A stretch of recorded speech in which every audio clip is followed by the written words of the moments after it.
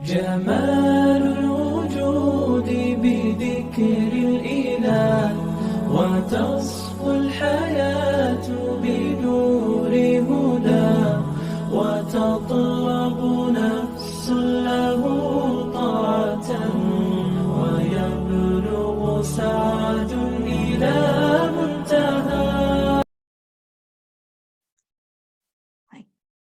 Izin mulai ya Ustazah. Silakan Bu. Bismillahirrahmanirrahim. Assalamualaikum warahmatullahi wabarakatuh. Waalaikumsalam warahmatullahi wabarakatuh. Alhamdulillahirabbil alamin. Wassalatu wassalamu ala asyrafil anbiya'i wal mursalin wa ala alihi wa sahbihi ajmain amma ba'du.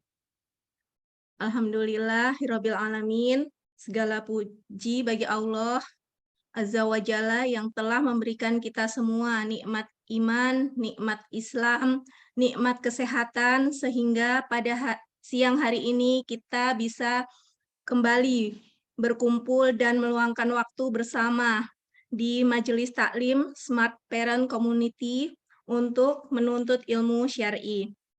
Tak lupa sholawat dan salam, semoga Allah senantiasa mencurahkan rahmat pada junjungan kita semua, Nabi besar Muhammad Shallallahu Alaihi Wasallam beserta keluarga beliau dan para sahabat-sahabat beliau, yang mana beliau adalah Nabi yang membawa syafaat Allah, dan mudah-mudahan kita selaku umatnya kelak akan mendapatkan syafaatnya di yaumil akhir nanti. Amin. Allahumma amin. Baik Ummahat, siang ini Kamis 1 Desember 2022, alhamdulillah kita sudah berkumpul di sini bersama dengan guru kita tercinta Ustazah Rahmania Idrus MPD untuk kembali belajar kitab Ta'limul Al-Muta'alim, dan insya Allah selama 2 jam ke depan Ustazah kita akan memaparkan kajian. Sebelum kita mulai kajian siang hari ini, izinkan saya mewakili Umu Mimi mengingatkan kembali beberapa adab dalam berkajian online.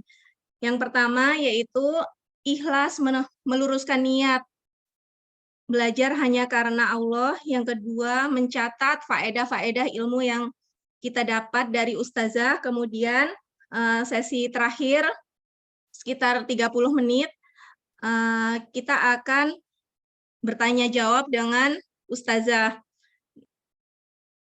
Tanya jawab ini bisa Ummahat sampaikan secara langsung dengan mengklik tombol raise hand, atau bisa juga secara tertulis dengan menuliskan pada kolom chat. Baiklah Ummahat, sebelum kita mulai kajian siang hari ini, tak lupa kita membaca suratul Al-Fatihah terlebih dahulu bersama. A'udzu billahi minasyaitonir rajim. Bismillahirrahmanirrahim. Alhamdulillahi rabbil alamin. Ar-Rahmanir-Rahim. Maliki yaumiddin. Iyyaka na'budu wa iyyaka nasta'in. Ihdinas siratal mustaqim. Siratal ladzina an'amta 'alaihim ghairil maghdubi 'alaihim waladdallin. Amin.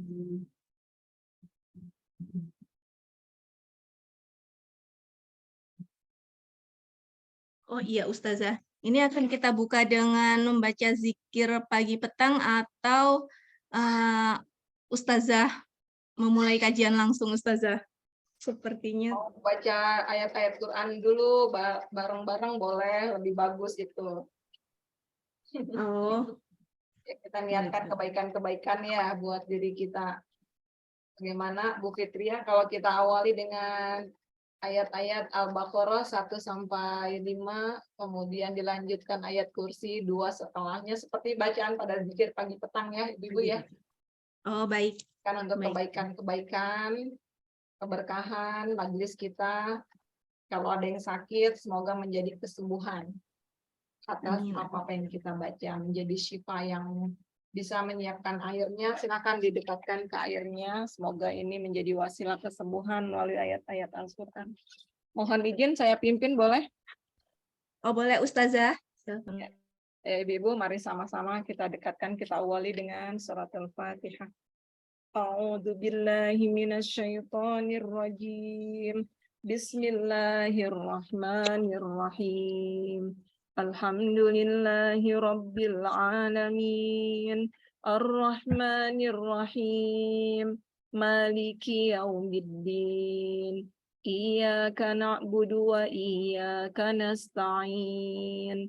Ihdinas siratal mustaqim.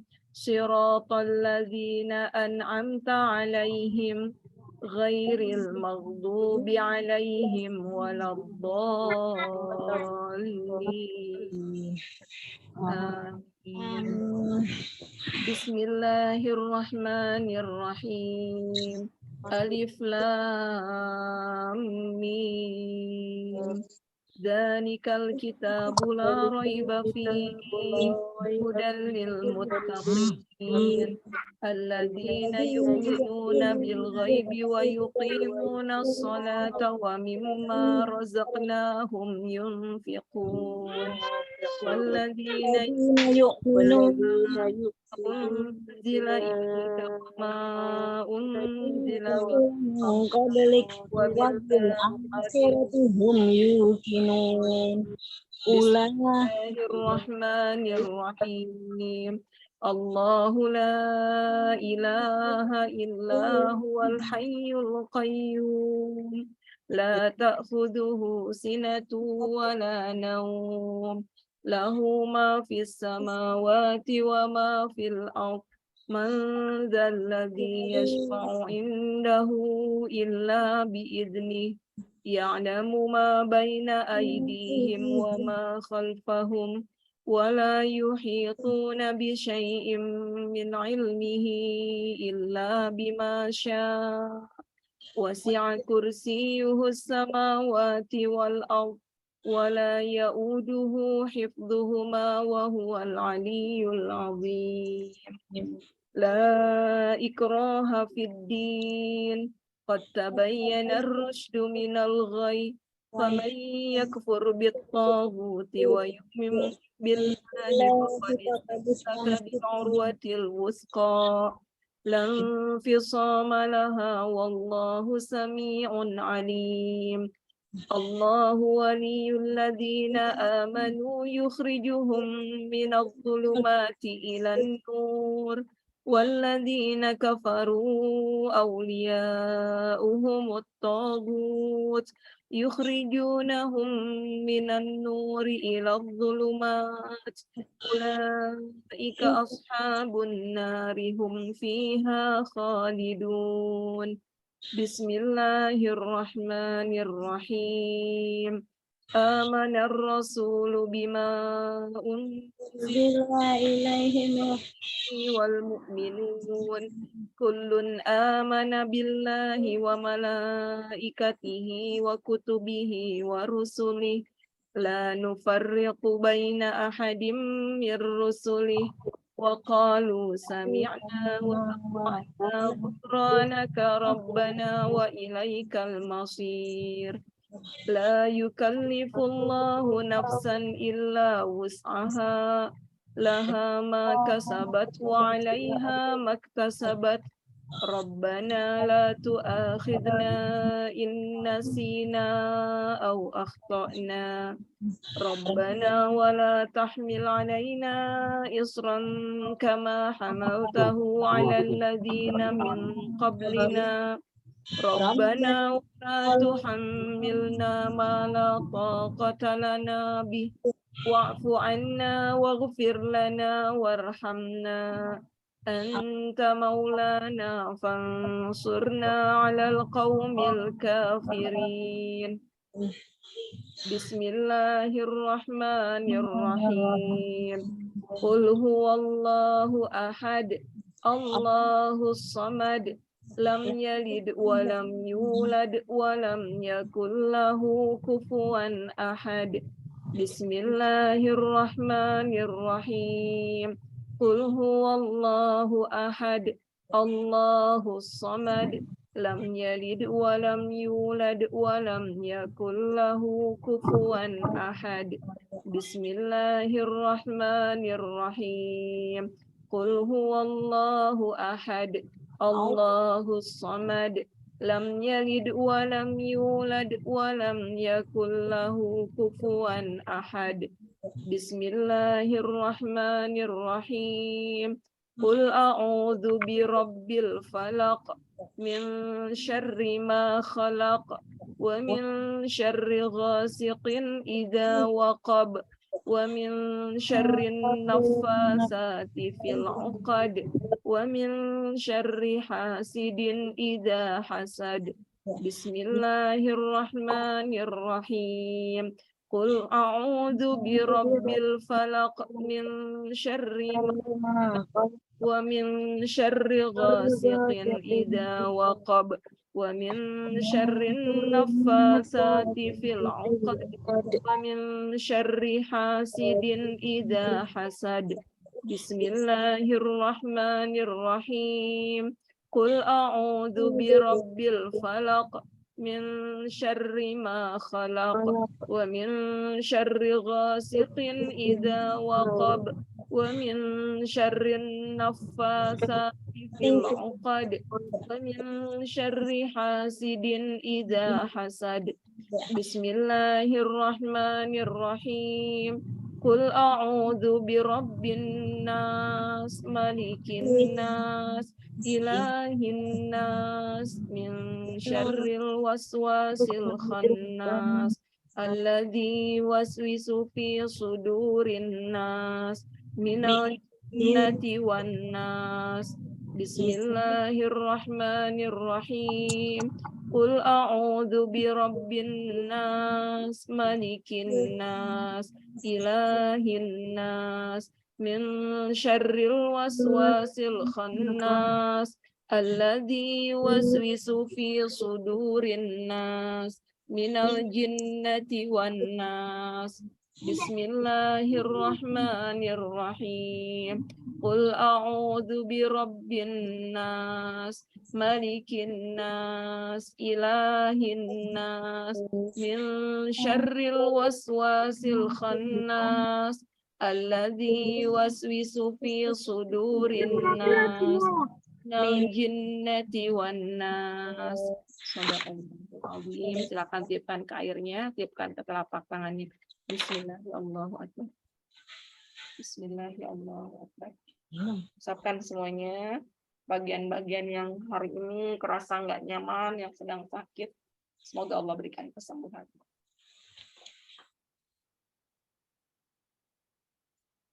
Kan airnya boleh diminum yang tidak puasa.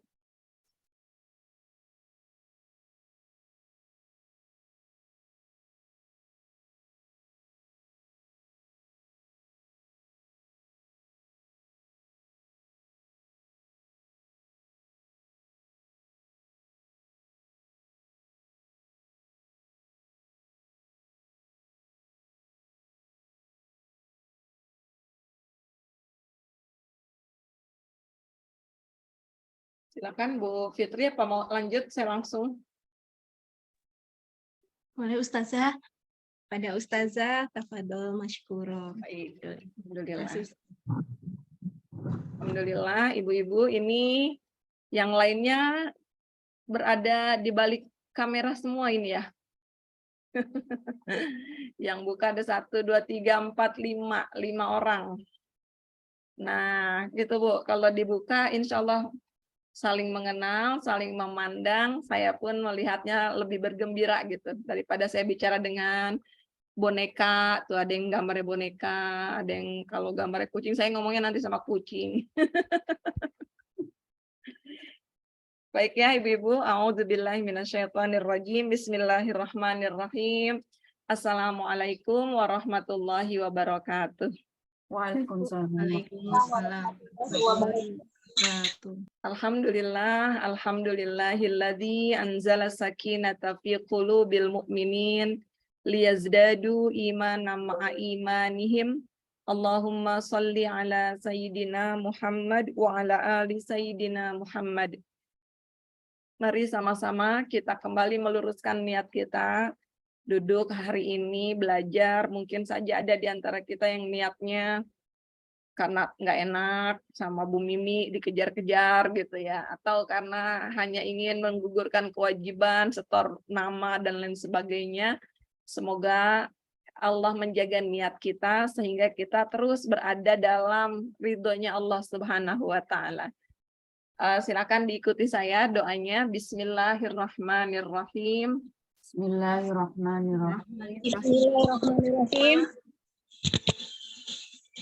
Allahumma Allahumma inna na'udzubika A'udzubika min an nusyrika min an-nusyrika bika syai'an bika syai'an na'lamu na'lamu wa nastaghfiruka wa nastaghfiruka lima la na'lamu. lima la na'lamu. Yang artinya, ya Allah, kami berlindung kepadamu dari sedikit saja kesyirikan-kesyirikan yang kami ketahui. Dan kami bermohon ampunanmu dari kesyirikan-kesyirikan yang tidak kami sadari. Apa itu yang tidak disadari? Kesyirikan kecil yang ditakutkan Rasulullah SAW, yaitu munculnya rasa riya dalam hati kita. Dan kita pun nggak sadar kalau hati kita sedang dilanda rasa riya itu. Karena Rasulullah berkata itu seperti semut hitam di atas batu hitam. Kadang nggak kelihatan dan kita pun nggak tahu. Semoga Allah ampuni segala getar hati kita yang melencengkan, menjauhkan kita dari mencapai ridhonya Allah Subhanahu wa Ta'ala. Selanjutnya kita bermohon ilmu yang bermanfaat, dijauhkan dari ilmu-ilmu yang tidak bermanfaat dalam hidup kita. Allahumma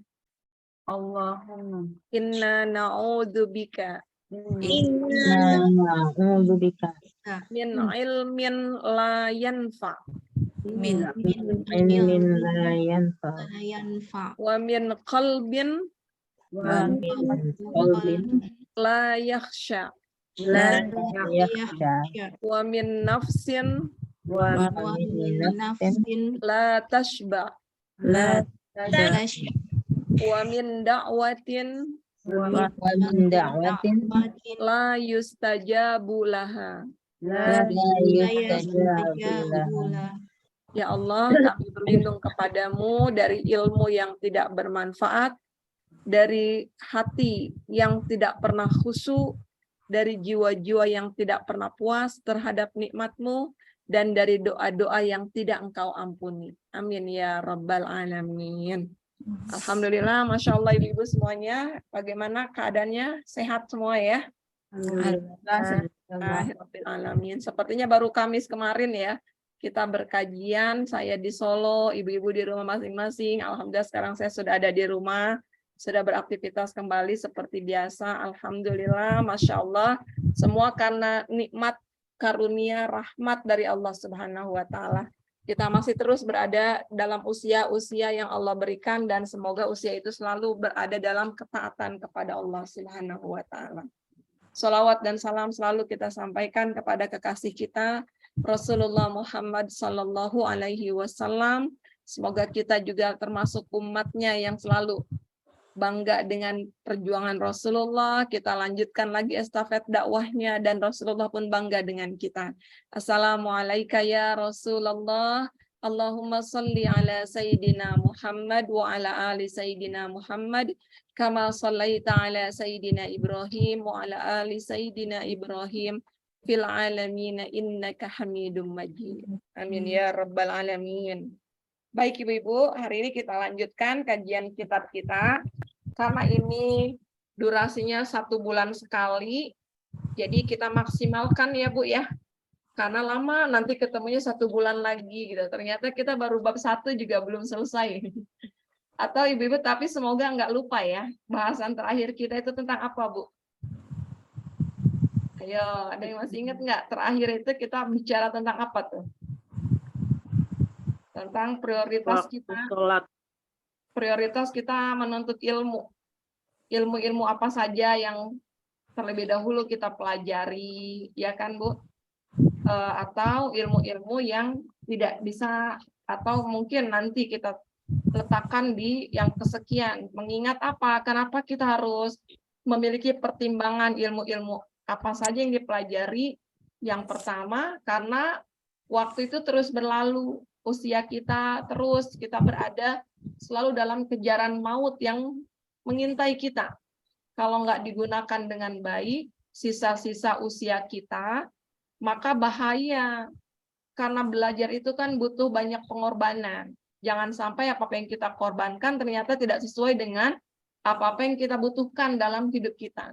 Apa itu? Kita mencari keselamatan di dunia dan akhirat. Kita mencari keberkahan, kebaikan-kebaikan khususnya untuk agama kita. Gitu. Kita lanjutkan di baris ketiga ya, Ibu-ibu. Halaman 8. Di sini saya sudah kasih tanda nih. Wa amma ta'allumu ilmi tibbi fayajuz. Di sini dijelaskan, kemarin kita belajar ilmu-ilmu perbintangan, boleh enggak gitu kan, sudah. Ada astronomi, ada astrologi, ya Bu ya. Kalau astronomi belajar rasi bintang untuk mengetahui posisi kiblat itu boleh. Untuk mengetahui waktu sholat itu boleh. Tapi yang astrologi ini belajar rasi bintang, mengetahui nasib seseorang. Ini yang nggak boleh. Karena ketetapan Allah tidak bisa ditentang. Nah, sekarang di sini wa amma ta'allumu ilmi tibbi. Dan adapun mempelajari ilmu kedokteran. Tib itu kedokteran. Sebetulnya bukan hanya kedokteran, tapi tib itu pengobatan. Kalau kedokteran itu kan lebih ke arah medis. Tapi pengobatan, ada pengobatan Nabi tentang hijamah, bekam gitu. Belajar tentang herbal, itu masuk ke dalam ilmu pengobatan. Fayajuz, maka hukumnya boleh. Maka hukumnya boleh kita belajar ilmu-ilmu pengobatan itu. Li'annahu sababun minal asbab. Karena mempelajari ilmu-ilmu tersebut salah satu sebab dari berbagai sebab-sebab yang lainnya. Sebab untuk apa? Sebab mendapatkan kebaikan-kebaikan hidup kita. Kita belajar ilmu kedokteran. Fayajuzu ta'allumuhu kasairil asbab. Maka boleh kita mempelajarinya seperti yang lain. Waqad tadawan Nabi alaihi salatu wassalam. Bahkan Nabi sendiri berobat. Nabi kalau sakit juga berobat, Bu. Agak pelan. Yang mana, Bu? Asbab Kasairil asbab, seperti sebab-sebab lainnya. Maaf Ustazah, apa itu baris keberapa ya? Baris ketiga. Kita iya.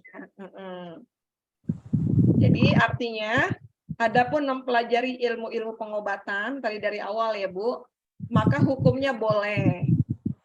Ilmu pengobatan tentunya dalam tanda kutip yang harus sesuai dengan syariat yang diajarkan dan bisa diterima secara akal sehat kita.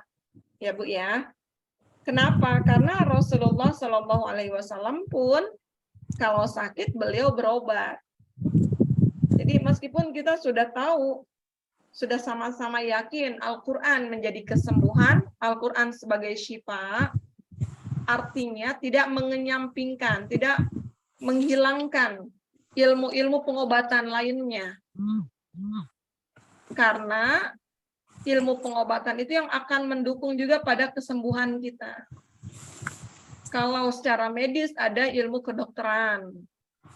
Secara konvensional ada kita belajar ya ilmu-ilmu akupuntur, lain sebagainya itu kan pengobatan juga, Bu. Atau apalagi yang kita ambil seperti Imam Ibnul Qayyim dalam bukunya Pengobatan Nabi. Itu adalah bekam. Nanti banyak lagi ranting-rantingnya yang itu dibolehkan. Operasi, pembetulan, tulang-tulang. Ada sekarang PAS, apa itu PAS? Pengobatan akhir zaman. Itu banyak sekali nanti bersinergi. Yang penting nanti ada indikator, ada pakemnya. Pakemnya itu apa? Yang pertama sesuai syariat, yang kedua sesuai dengan akal sehat, bisa diterima dengan akal sehat kita. Begitu. Kita lanjut ya. Wa qad hukiya 'ani Syafi'i rahmatullah alaihi. Imam Syafi'i menceritakan, berkata beliau, al-ilmu ilmani, bahwa menurut Imam Syafi'i ilmu itu ada dua. Al-ilmu ilmani, ilmu itu dua kata Imam Syafi'i. Yang pertama, ilmu fiqhi lil adyan, yaitu ilmu fikih untuk agama. Kita sudah paham, Bu, kalau bicara tentang fikih artinya apa itu fikih? Tentang apa, Bu, kalau disampaikan fikih? Tata cara. Tentang agama kan, ilmu agama. Bukan hanya sebatas tata cara ibadah, bukan, tapi semua ilmu tentang agama. Maka kata Imam Asy-Syafi'i, ilmu itu ada dua. Yang pertama, kita belajar ilmu fikih untuk agama kita, untuk agama. Kemudian yang kedua, wa ilmu tibbi lil abdan, dan juga ilmu pengobatan, ilmu kedokteran untuk badan kita, untuk jasad kita. Jadi kalau untuk agama kita belajar fikih, untuk kesehatan fisik kita belajar ilmu tib, ilmu kedokteran atau ilmu pengobatan. Wa ma wara'a dzalika bulghatu majlisin. Dan apa-apa yang dibalik itu semua, kalau kita nggak belajar, akan menjadi kebodohan dalam sebuah majelis. Artinya kita wajib mempelajari itu semuanya. Seperti halnya ibu-ibu. Meskipun profesinya ibu rumah tangga, bukan berarti ibu-ibu nggak tahu kan tentang pengobatan tradisional. Perlu nggak kita belajar itu, Bu? Perlu, kita harus tahu itu. Sedikitnya aja. Misalnya kalau anak masuk angin, sebelum kita bawa ke dokter, apa yang biasa dilakukan orang tua dulu? Mungkin dia pakai bawang merah, minyak telon, itu kan sedikit ilmu yang terus kita ketahui. Dan ternyata dalam agama pun, kita wajib belajar ilmu-ilmu tersebut. Karena kita butuh untuk badan kita. Sebagaimana kita butuh ilmu-ilmu fikih kemarin untuk kondisi hati kita. Ya kan, Bu? Untuk mengelola hati kita. Kita lanjutkan. Wa amma tafsirul ilmi fahuwa sifatun yatajalla biha liman qamat hiya al-madhkur. Sedangkan ilmu tafsir itu adalah sifat yang berdiri dengan jelas bagi siapa yang mempelajarinya. Itu ilmu tafsir, menafsirkan ilmu ya. Itu sebuah hal yang jelas bagi siapa-siapa yang mempelajarinya. Sampai sini paham, Bu?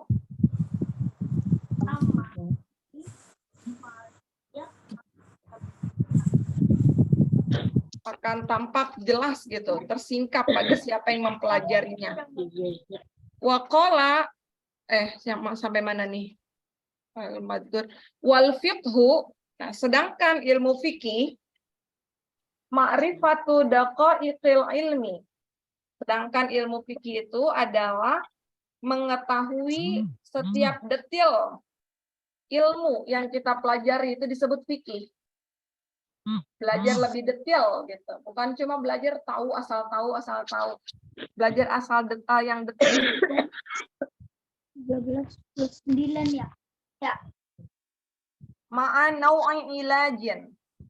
Mengetahui secara detail juga dia mengetahui solusinya dari setiap permasalahan yang ada. Qala Abu Hanifah rahmatullah alaihi, Abu Hanifah rahimahullah berkata, al-fiqhu ma'rifatun nafsi ma laha wa ma 'alaiha.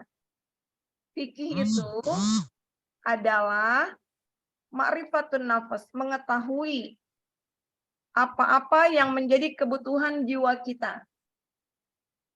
Lagi-lagi kalau belajar fikih itu disebutnya berarti ilmu agama ya, Bu. Belajar ilmu agama itu mengetahui apa-apa yang dibutuhkan jiwa kita, wa ma 'alaiha, dan juga mempelajari apa-apa yang menjadi bencana bagi diri kita.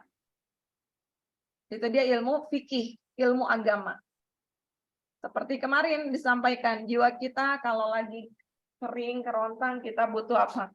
Tanya bertadabur Quran, ilmu-ilmu apalagi yang atau yang mau bencana untuk diri kita, rasa sombong, rasa ria, itu menjadi bencana dalam hidup kita.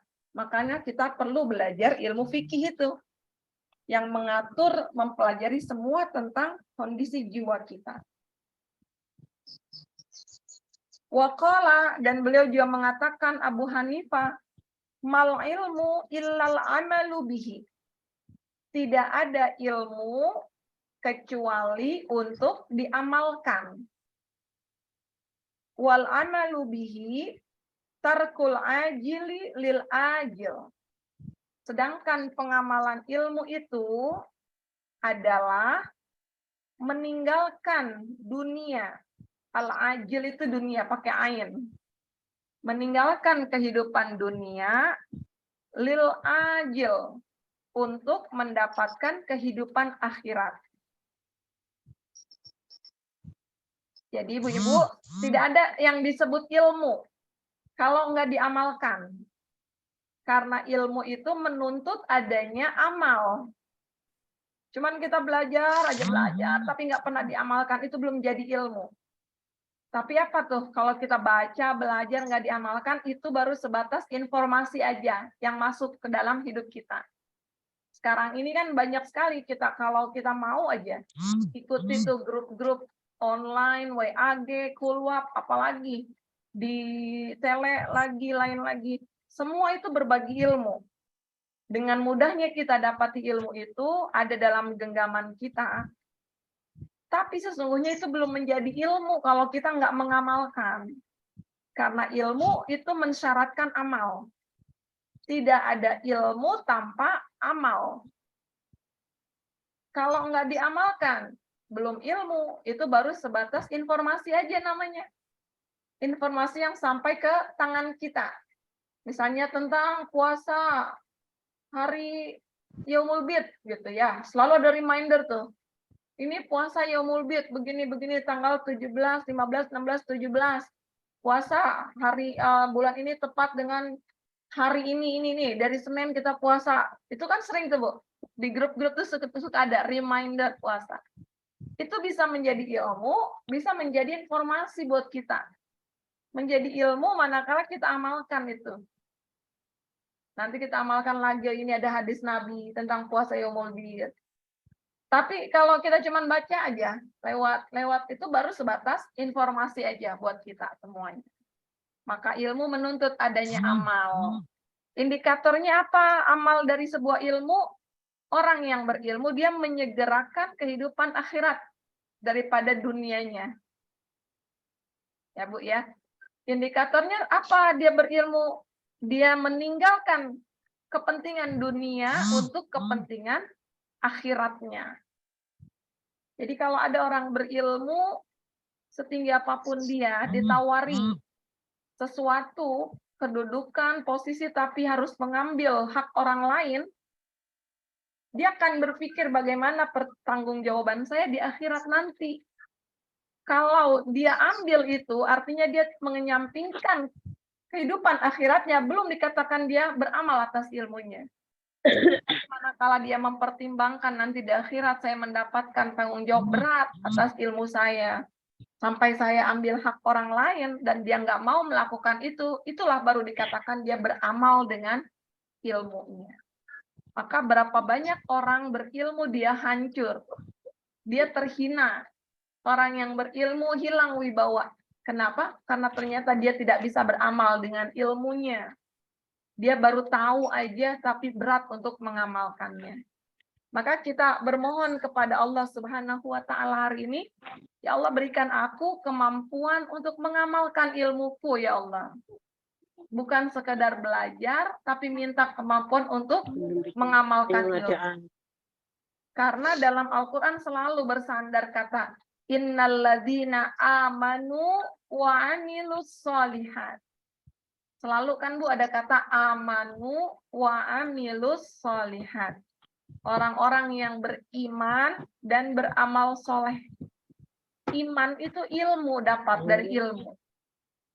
Dan selalu ada amal solih. Nggak bisa cuma iman aja. Tapi harus ada amal solihnya. Yang menandakan dia itu orang yang beriman. Sudah jelas Bu sampai sini? Jelas. Ya, kita lanjut ya. Fayan bagi lil insan ayaghfula an nafsihi wa ma yanfa'uha wa ma yadurruha fil ula wa ukhra fi ulaha wa ukhroha. Fayan bagi, maka wajib lil insan bagi setiap manusia agar jangan lengah dengan dirinya. Jangan lalai pada dirinya sendiri. Memperhatikan mayan fauha, apa yang bermanfaat untuknya. Dia lihat apa yang bermanfaat untuknya, wama yadurruha, dan apa-apa yang membahayakannya. Selalu kita itu diminta menimbang, berpikir, tidak tergesa-gesa. Apa yang menjadi pertimbangan kita ini bermanfaat enggak buat diri saya? Ini bermudorot enggak? Pertimbangannya selalu gitu. Antara manfaat mudorot. Dan yang dijadikan timbangan fi wa ukhroha. Selalu bermanfaat di dunia dan akhirat. Bukan hanya di dunia aja. Kalau kita tinggalkan ilmu itu, tinggalkan sesuatu yang bermudorot, bahaya untuk kita, pertimbangannya bahaya di dunia dan akhirat. Seperti itu, Bu. Fayastajliba ma yanfa'uha wa ma yajtaniba ma yadurruha. Hendaklah kita, para penuntut ilmu, mengambil apa-apa yang bermanfaat untuk kita. Kalau ada yang bermanfaat, ambil. Wa yajtaniba, dan meninggalkan, menjauhi apa-apa ma yadurruha, yang bermudorot untuk kita. Dalam satu kumpulan ada, nggak semuanya baik kan Bu? Kalau kita bergaul dengan orang satu kelompok, saya yakin nggak semuanya baik.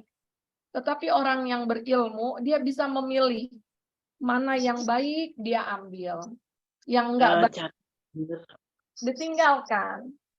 Di Jepang itu ada teori apa tuh, kalau di Jepang kan kalau kita kanzei apa ya maksudnya, mengambil yang baik, meninggalkan yang buruk.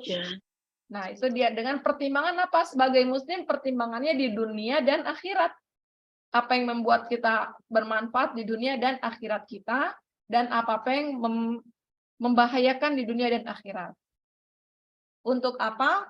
Kaila yakuna aqluhu wa ilmuhu hujjatan alaihi. Supaya nanti akal yang Allah berikan kepadanya, ilmu yang dia miliki, tidak menjadi pemberat di yaumil kiamah nanti. Memberatkan dia untuk melangkah menuju Allah. Kalau nggak digunakan akalnya, nggak digunakan ilmunya. Maka kita sebagai manusia yang menyelamatkan kita itu apa sih Bu? Selain hidayah Allah, itu pasti ilmu Bu. Ilmu kita. Apalagi yang menyelamatkan kita? Akal kita. Jadi ini saya bercerita, ada seorang ya, dia sangat ingin sekali ikhtiar, punya anak. Ingin punya anak, dia berikhtiar, lain sebagainya, tapi tidak mengambil jalur medis karena keterbatasan biaya saat itu. Dia berikhtiar dengan pengobatan yang menurut akal dia itu masuk akal. Dipijat pijat biasa yang lewat kaki-kaki itu, jempol apa namanya tuh, pijat apa ya? Akupressor. Iya, seperti itu, Bu. Itu masuk akal kan? Terus dia jelaskan itu terapisnya, ini titiknya, titik ini. Masuk akal itu. Ternyata selang beberapa bulan dikatakan dia itu hamil. Karena terapi itu, buah dari terapi itu. Dan memang betul yang dia rasakan. Dia mual-mual, payudaranya kerasa berat, besar, perutnya sudah mulai besar, bahkan perutnya itu ada cenut-cenut, getaran-getaran itu yang menandakan ada kehidupan yang dia rasakan di situ. Bahagia sekali dia. Akal mengatakan iya, tapi ternyata ada hal lain. Selama dia dinyatakan hamil oleh terapis itu, dia dikatakan nggak boleh USG. Jangan USG dulu. Karena ini ibu sudah lama nggak hamil, anak pertamanya itu sudah besar sekali, sudah belasan tahun. Jangan USG dulu, nanti belum kebaca di USG, sampai usia 3 bulan. Akal bilang, masuk akal nggak nih kayak gini, Bu? Masuk akal. Kita tuh kalau telat 1 minggu aja, USG harusnya kebaca kan, Bu? Itu, kalau kita telat 1 minggu, kita tes pack itu harusnya kebaca. Ternyata dalam ikhtiarnya itu, dia tes pack berkali-kali, hasilnya tetap negatif. Hasilnya negatif, USG nggak boleh, tapi perkembangan fisiknya itu tetap tumbuh. Berubah seperti orang hamil. Tetapi dibersamai juga dengan datang bulan, tetap keluar datang bulan. Kira-kira masuk akal nggak ini sama kita nih? Enggak, Ustazah. Nggak masuk akal, Bu.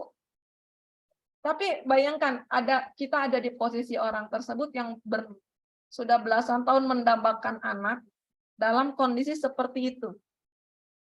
Antara akalnya ini iya, enggak, kok saya setiap bulan saya masih haid, tapi perut saya membesar, payudara saya kenceng, bahkan saya merasakan ada detak di perut saya. Dan ketika dia datang bulan, dia diwajibkan lapor ke orang itu, ke terapisnya. Kalau dia lapor, datang bulannya berhenti, Bu.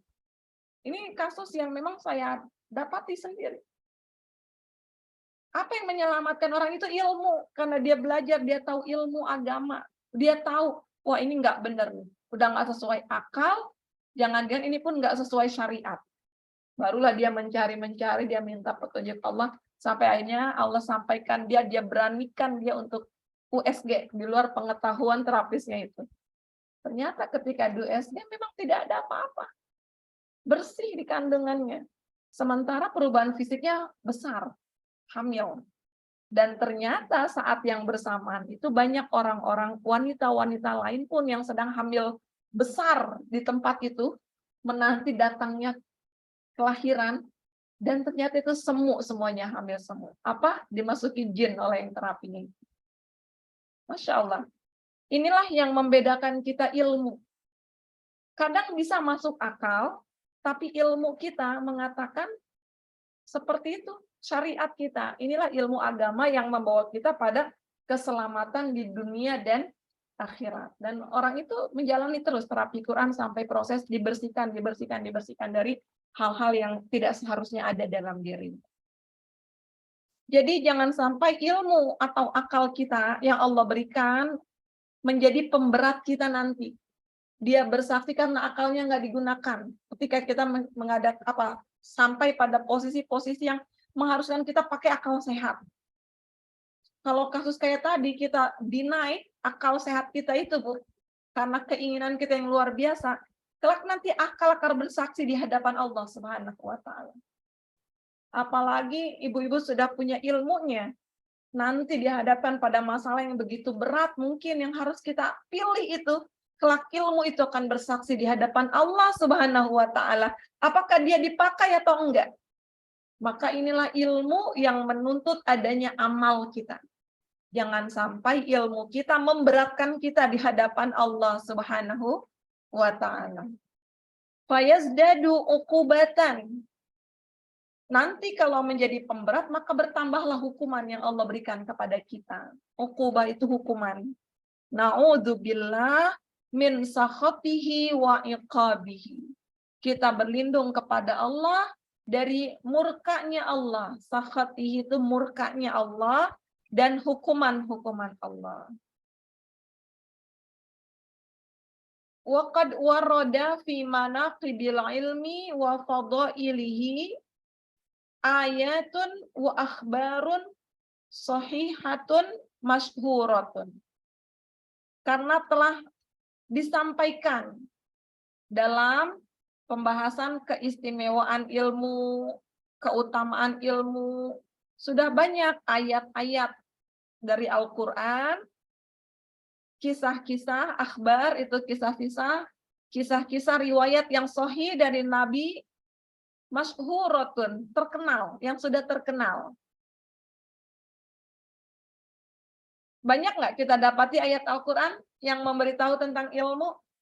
Banyak. Di surat Al-Mujadalah Allah bilang, Allah sampaikan yarfa'illahu alladhina amanu minkum walladhina utul ilma darajat. Allah tinggikan derajat orang-orang yang menuntut ilmu, orang-orang yang beramal. Apalagi Rasulullah juga menyampaikan orang yang berilmu, satu orang ahli ilmu, lebih kuat posisinya daripada 1000 ahli ibadah. Kemarin kita sudah tahu ya Bu, seperti itu. Itu semua sudah jelas, riwayat-riwayat tentang orang-orang yang berilmu. Lam nastaghil bidzikriha kaila yatulal kitabu. Tapi dalam kitab ini tidak disebutkan satu persatu, supaya tidak bertambah panjang bahasan kitab kita ini. Nah itu Bu, tentang bagaimana ilmu kita yang kita pelajari menuntut adanya amal. Dan semoga apa yang kita pelajari, kita amalkan. Sedikit aja diamalkan, sedikit diamalkan. Sungguh ini yang menjadi amalan yang membawa kita pada kecintaannya Allah Subhanahu wa ta'ala. Apalagi kalau kita sampai pada fase menyampaikan. Apa kata Allah di Al-Quran? Ya ayyuhalladzina amanu, apa? Ya kabura maqtan indallah an taqulu ma la taf'alun. Perbuatan yang paling Allah benci, kalian mengucapkan, tapi kalian enggak mengamalkannya. Menyampaikan, tapi enggak diamalkan. Itu yang Allah benci itu. Maka semoga kita termasuk orang yang bisa mengamalkan apa yang kita pelajari, apalagi kalau sampai kita menyampaikan ke orang lain. Harus kita dahulu yang mengamalkan itu semuanya. Baik, ini kita sudah selesai bab kedua, ke satu apa kedua ya ini ya, tentang keutamaan ilmu. Selanjutnya kita akan masuk tentang pasal tentang niat. Sebelumnya Ibu-ibu silakan kalau ada yang mau ditanyakan sebelum kita masuk ke dalam pasal niat. Silakan Bu.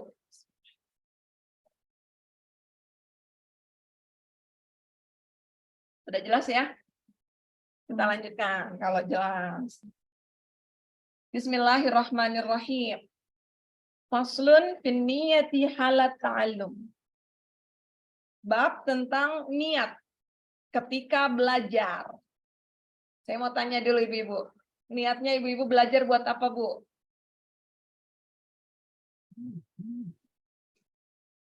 Ayo, niatnya. Biar tahu. Biar tahu. Apalagi Biar nambah ilmu. biar nambah ilmu. Betul. Yang lainnya? Biar dilembutkan hati oleh Allah dengan ilmu. Supaya dilembutkan hatinya dengan ilmu. Yang lain? Biar Dengan ilmu kita dinaikkan tambah derajatnya takut karena kepada Allah, ilmu. Kenapa Bu kita belajar?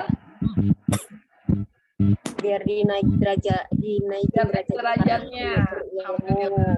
Ya, kita bahas biar ya. mengetahui sesuatu karena berilmu. Alhamdulillah. Kita bahas bagaimanakah seharusnya niat kita. Ketika kita akan belajar, niat seperti apa yang boleh kita pasang, niat seperti apa yang tidak seharusnya ada. Tsumma la budda lahu minan niyati fi zamani ta'allumil ilmi. Wajib penuntut ilmu itu memiliki niat ketika dia akan belajar. Idzin niyatu hiya al-aslu fi jami'il ahwal. Kenapa? Karena niat adalah pondasi. Al-aslu itu pondasi, Bu. Pondasi dari setiap keadaan, setiap perbuatan. Itu niatnya.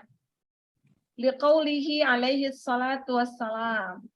Sebagaimana hadis Nabi Sallallahu Alaihi Wasallam, udah jelas Ibu pasti hafal hadis tentang niat apa?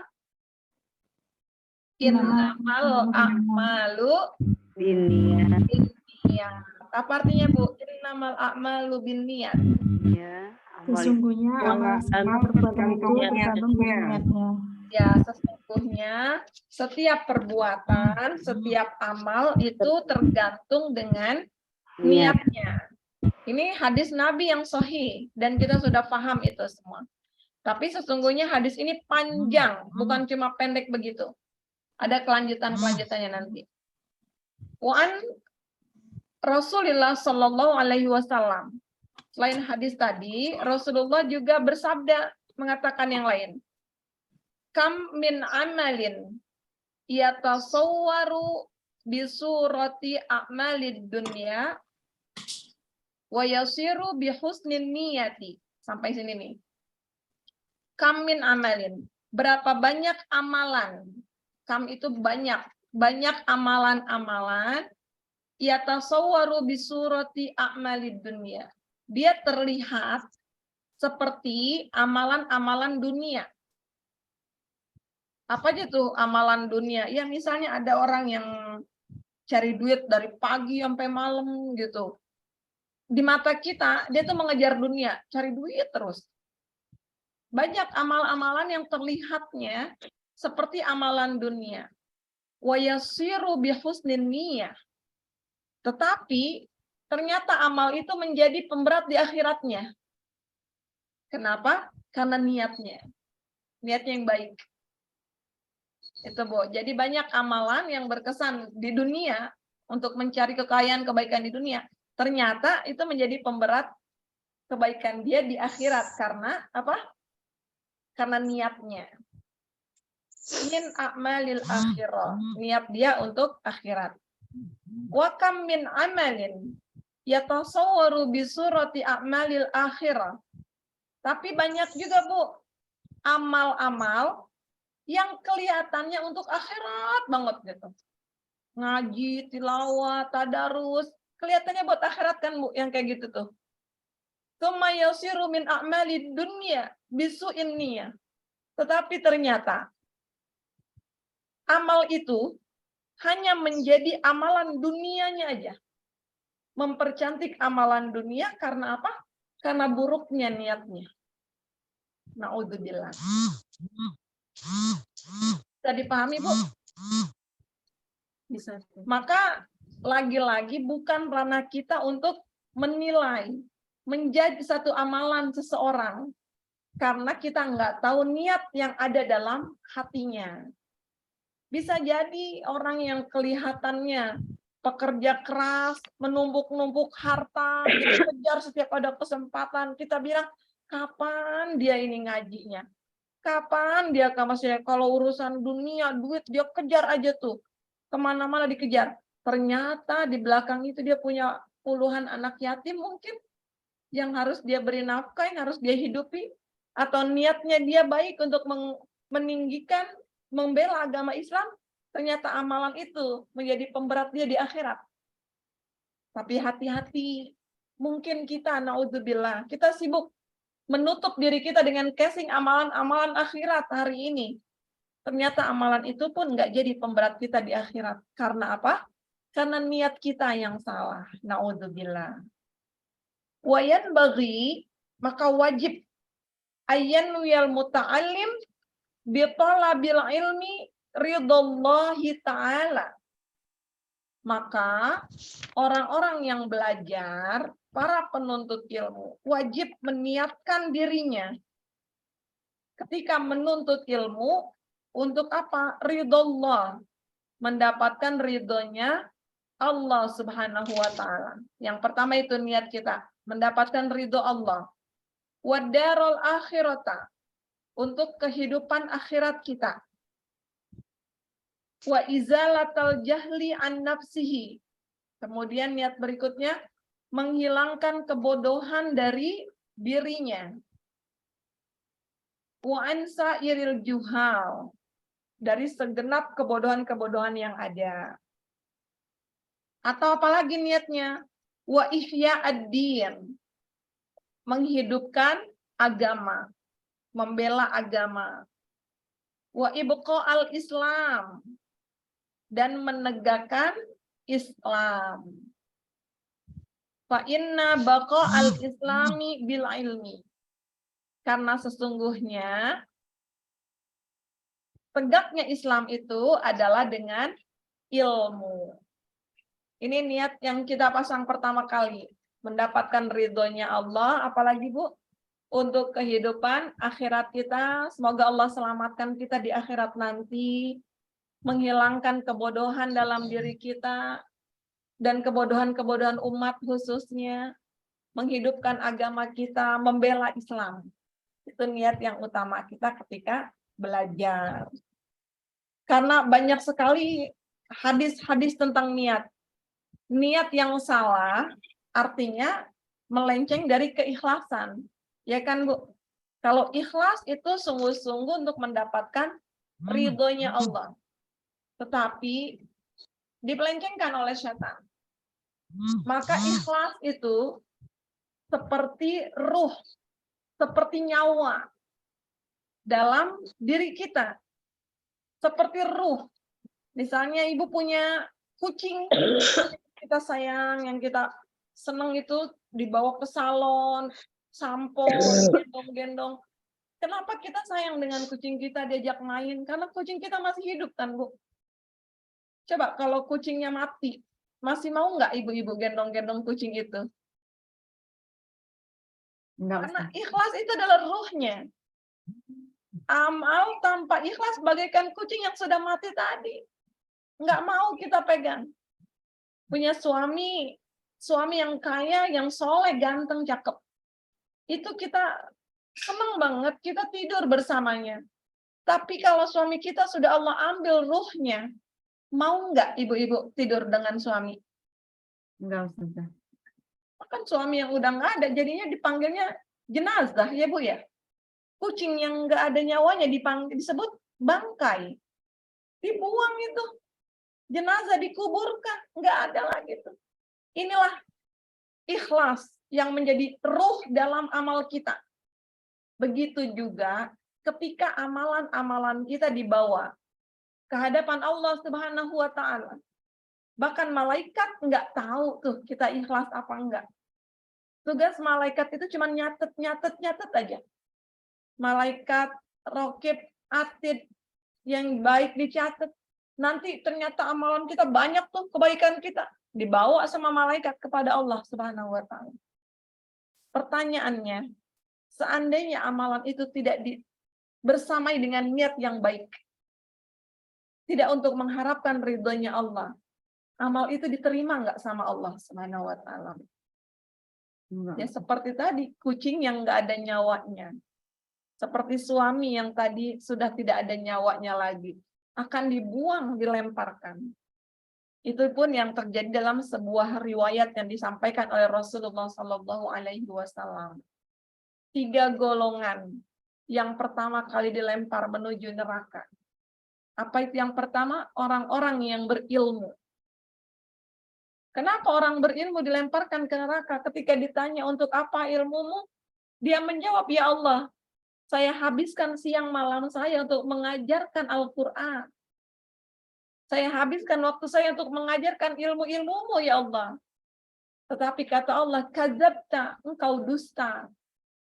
Engkau mengajar, engkau menghabiskan waktumu mengajarkan Al-Quran. semata-mata cuman engkau pengen dipanggil engkau orang yang berilmu, engkau pengen dikenal menjadi alim ulama, engkau pengen dipanggil ustadz, ustazah, dan engkau sudah dapatkan itu di dunia, kata Allah. Dan Allah memerintahkan malaikat untuk melemparkan orang itu ke neraka. Na'udzubillah. Kelompok kedua siapa? Orang-orang kaya yang selalu menderma bersedekah di jalan Allah. Allah tanya, untuk apa hartanya? Dia bilang, tidak ada masjid yang tidak terlewat dari sumbanganku, ya Allah. Semua pembangunan untuk agamamu, aku sedekahkan hartaku. Tapi apa kata Allah? Kadzabta. Engkau dusta, kata Allah. Engkau bersedekah, engkau menginfakkan hartamu, semata-mata engkau ingin dipanggil orang yang dermawan. Dan engkau sudah dapati itu di dunia. Engkau tidak butuh itu dariku. Lemparkan dia ke neraka. Dilemparkanlah lagi ke neraka oleh malaikat. Na'udzubillah. Kemudian yang ketiga siapa? Orang-orang yang gugur di medan perang. Dia bilang, saya membela agamamu, ya Allah. Saya gunakan kekuatan kesehatan saya untuk berperang membela agama. Kata Allah, engkau dusta. Engkau menggugur di medan perang. Engkau berperang semata-mata supaya ingin dikenal engkau pejuang. Supaya engkau ingin dipanggil orang yang membela agama. Dan engkau sudah dapatkan itu. Lemparkan dia ke neraka. Astagfirullah. Masya Allah. Ini dia pentingnya niat yang harus kita kelola dalam hati kita. Maka kalau ada sedikit aja niat yang bergeser, kita ingat, ya Allah, saya udah capek-capek siang ini belajar, ya Allah. Sudah banyak hal yang saya tinggalkan. Mungkin waktu istirahat ditinggalkan, waktu ngopi, waktu bersama keluarga, lain sebagainya ditinggalkan. Untuk belajar, ya Allah, ternyata ada niat yang melenceng, itu kira-kira bisa nggak dibawa ke hadapan Allah, Bu? Nggak bisa, Bu. Maka kita akan rugi, bangkrut kita karena niat belajar yang salah. Maka dikatakan di sini, dilanjutkan, wala yasihu zuhdu wat taqwa ma'al jahli. Sesungguhnya zuhud dan takwa tidak bisa terlaksana dengan kebodohan. Kadang, na'udzubillah, bagaimana mungkin kita tahu kita ini udah ikhlas? Kalau kita nggak tahu ilmunya, kalau kita bodoh. Maka berapa banyak orang bodoh yang mengatakan, saya ikhlas lillahi ta'ala. Padahal orang yang mengatakan ikhlas dirinya, sesungguhnya dia sudah riya di hadapan manusia. Dia pengen orang lain tahu kalau dia itu benar-benar ikhlas. Astagfirullah. Inilah yang dikatakan zuhud, takwa, tidak akan terlaksana kalau diri kita ini bodoh. Jangan-jangan kita merasa kita sudah bertakwa, kita merasa kita sudah berzuhud, sudah zuhud, kita merasa kita sudah ikhlas, padahal kurang ilmu diri kita. Sehingga kita sudah merasa aman. Na'udzubillah. Kemudian dilanjutkan, wa ansyada al-ustadz asy-syaikh al-imam al-ajal Burhanuddin Sahibul Hidayah syi'ran li ba'dihim. Ini penulis kitab ini, Syekh Al-Imam Burhanuddin, menuliskan syair. Apa bunyi syairnya? Fasadun kabirun alimun mutahattikun. Kerusakan besar.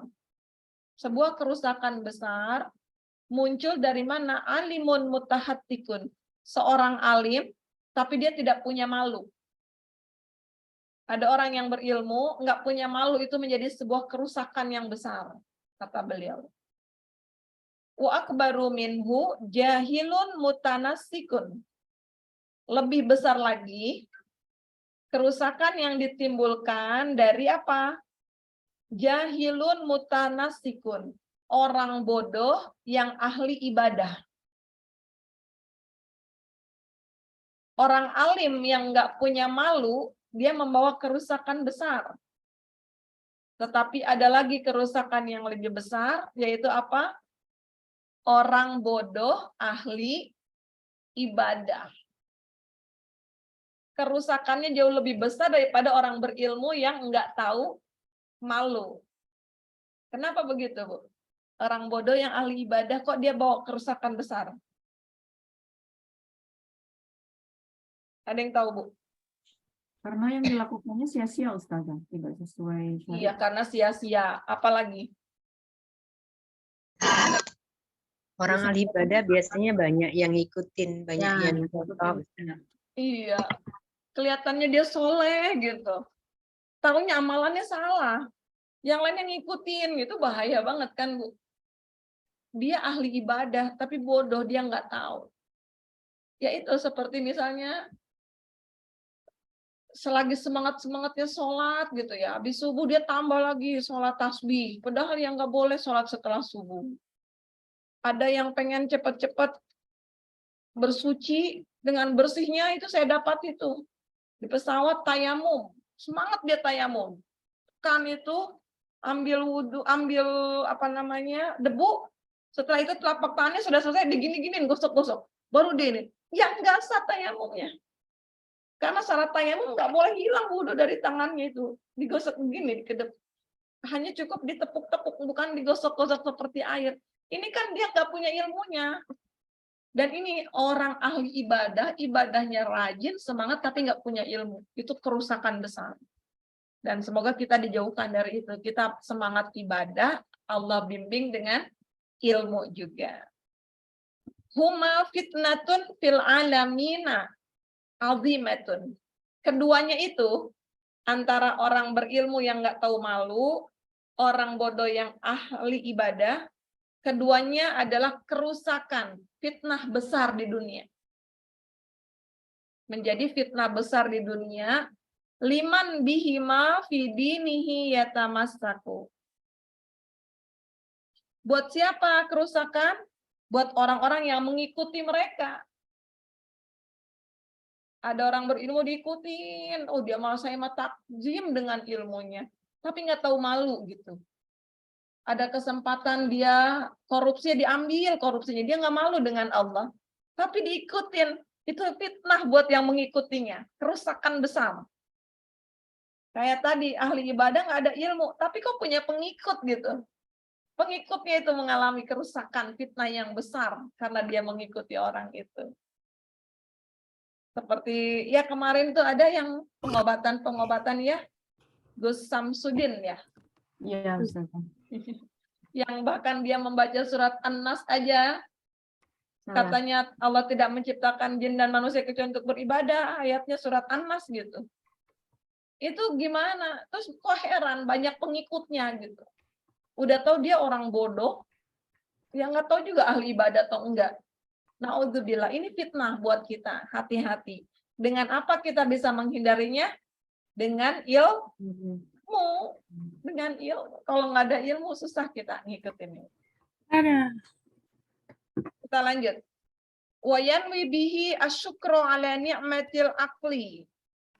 Selain itu, seorang penuntut ilmu, dia meniatkan belajarnya itu untuk apa?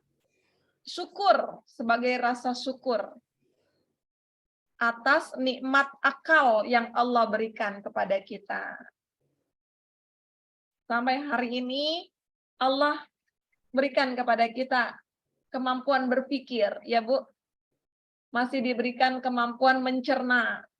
Ada yang nggak sesuai akal, ya kita cerna, kita diskusi. Maka inilah seorang penuntut ilmu, boleh dia meniatkan belajarnya itu karena syukur dia kepada Allah. Allah berikan akal. Karena akal yang terus dipakai, otak yang terus dipakai berpikir, insya Allah akan dijauhkan dari penyakit-penyakit pikun, kan Bu? Di antaranya apa? Caranya belajar. Ibu-ibu yang sudah lanjut usia masih belajar, Masya Allah. Itu dalam rangka mensyukuri akal yang Allah berikan kepada kita semuanya. Wasihatal badan. Juga bersyukur atas kesehatan yang Allah berikan kepada badan kita, kepada jasad kita. Masih bisa duduk, masih sehat artinya. Yang lagi sakit nggak apa-apa, tutup kamera, masih sehat berarti pendengarannya, masih bisa dengar. Itu syukur kita kepada Allah Subhanahu wa ta'ala. Betul nggak Bu? Kayak gitu Bu? Betul, Ustazah. Iya, kita bersyukur. Kenapa tuh bersyukur? Kata Allah apa? La in syakartum la azidannakum. Kalau kalian bersyukur, pasti akan ditambah nikmatnya. Syukur ya Allah, meskipun udah usia 50 lebih nih, masih bisa saya ngikutin pengajian. Allah tambah enggak? Akal Ibu tambah sehat. Iya. Ditambah. Masya Allah. Bersyukur ya Allah, saya masih bisa duduk nih, meskipun dikit-dikit nyender, miring kanan, miring kiri, karena dengkulnya udah susah posisinya. Bersyukur, Allah tambah nggak Bu nikmat sehatnya itu? Tambah. Ditambah Bu. Kenapa? Karena Allah Asy-Syakur. Allah zat yang maha pintar berterima kasih Bu. Kalau Ibu berterima kasih, orang terima kasih. Dibawain barang-barang dari pasar, terima kasih Ibu. Paling Ibu ngasih berapa? Paling banter, paling besar kita kasih 50.000 Bu ke orang yang bantu ngangkat itu. Tapi kalau ada orang yang diangkatin barang dia kasih 10 juta, masuk akal nggak? Enggak. Tapi buat Allah itu mungkin karena Allah zat yang maha pintar berterima kasih. Kita kasihnya dikit, Allah kasihnya jauh lebih banyak. Karena Allah zat yang berterima kasih dengan kebaikan-kebaikan kita. Masya Allah. Jadi nggak usah bimbang, nggak usah galau. Ah saya nggak dapat ini ngaji. Nggak pinter-pinter ngaji udah setahun, 2 tahun di SPC tetap aja kayak begini nggak pinter-pinter. Ini bentuk syukur kita kepada Allah. Dan kita hanya berharap kebaikan-kebaikan yang Allah limpahkan kepada kita. Sesungguhnya Allah zat yang maha baik. Allah sumber kebaikan. Kalau Allah sumber kebaikan, artinya Allah butuh nggak Bu kebaikan dari kita? Enggak. Nggak butuh. Ibu mau berbuat baik sebagus apapun nggak akan mempengaruhi kemuliaan Allah. Maka kalau kita berbuat baik, kita bersyukur, karena Allah nggak butuh kebaikan dari kita, begitu sampai ke Allah, langsung Allah kembalikan lagi kebaikan itu untuk kita. Dan kembalinya nggak sama dengan yang kita kasih. Karena diiringi tadi, sifat Allah Asy-Syakur. Allah membalas yang lebih. Langsung dibalikin lagi kebaikan itu dengan yang berlipat-lipat ganda. Masya Allah. Kemudian apa? Wala yanwi bihi iqbalan nasi ilaihi. Dan jangan meniatkan belajar kita ini untuk mendapatkan penerimaan manusia. Supaya pengen diakui. Jangan. Gabung dengan satu komunitas belajar. Saya kalau ikut komunitas itu, nanti saya dapat kemudahan-kemudahan. Akses saya ke sini banyak. Tapi kegiatannya memang harus ada belajar di sini. Nggak apa-apa deh, saya ikutin. Nah, hati-hati nih, niatnya salah nih. Niatnya supaya dapat akses network di dunia, kemudahan. Nanti yang kayak gitu tuh ada namanya tajdidun niyah, memperbaharui niat. Nggak apa-apa kalau kita sadari itu pernah terjadi, perbaharui niat kita hari ini, perbaiki. Ya Allah, ampuni aku ya Allah, ada niat-niat yang salah. Jangan sampai itu terulang. Hari ini aku niatkan bergabung dengan komunitas ini bukan semata-mata untuk mendapat kebaikan, network yang baik, tetapi aku berharap ridho-Mu menghilangkan kebodohan yang ada dalam diriku, ya Allah. Wala istijlaba hutamid dunya. Dan jangan juga meniatkan belajar itu untuk apa? Mencari kenikmatan di dunia. Kalau belajar ini, dapatnya ini, fasilitasnya ini. Bukan. Bukan mencari kenikmatan di dunia. Wal karamata inda sultan.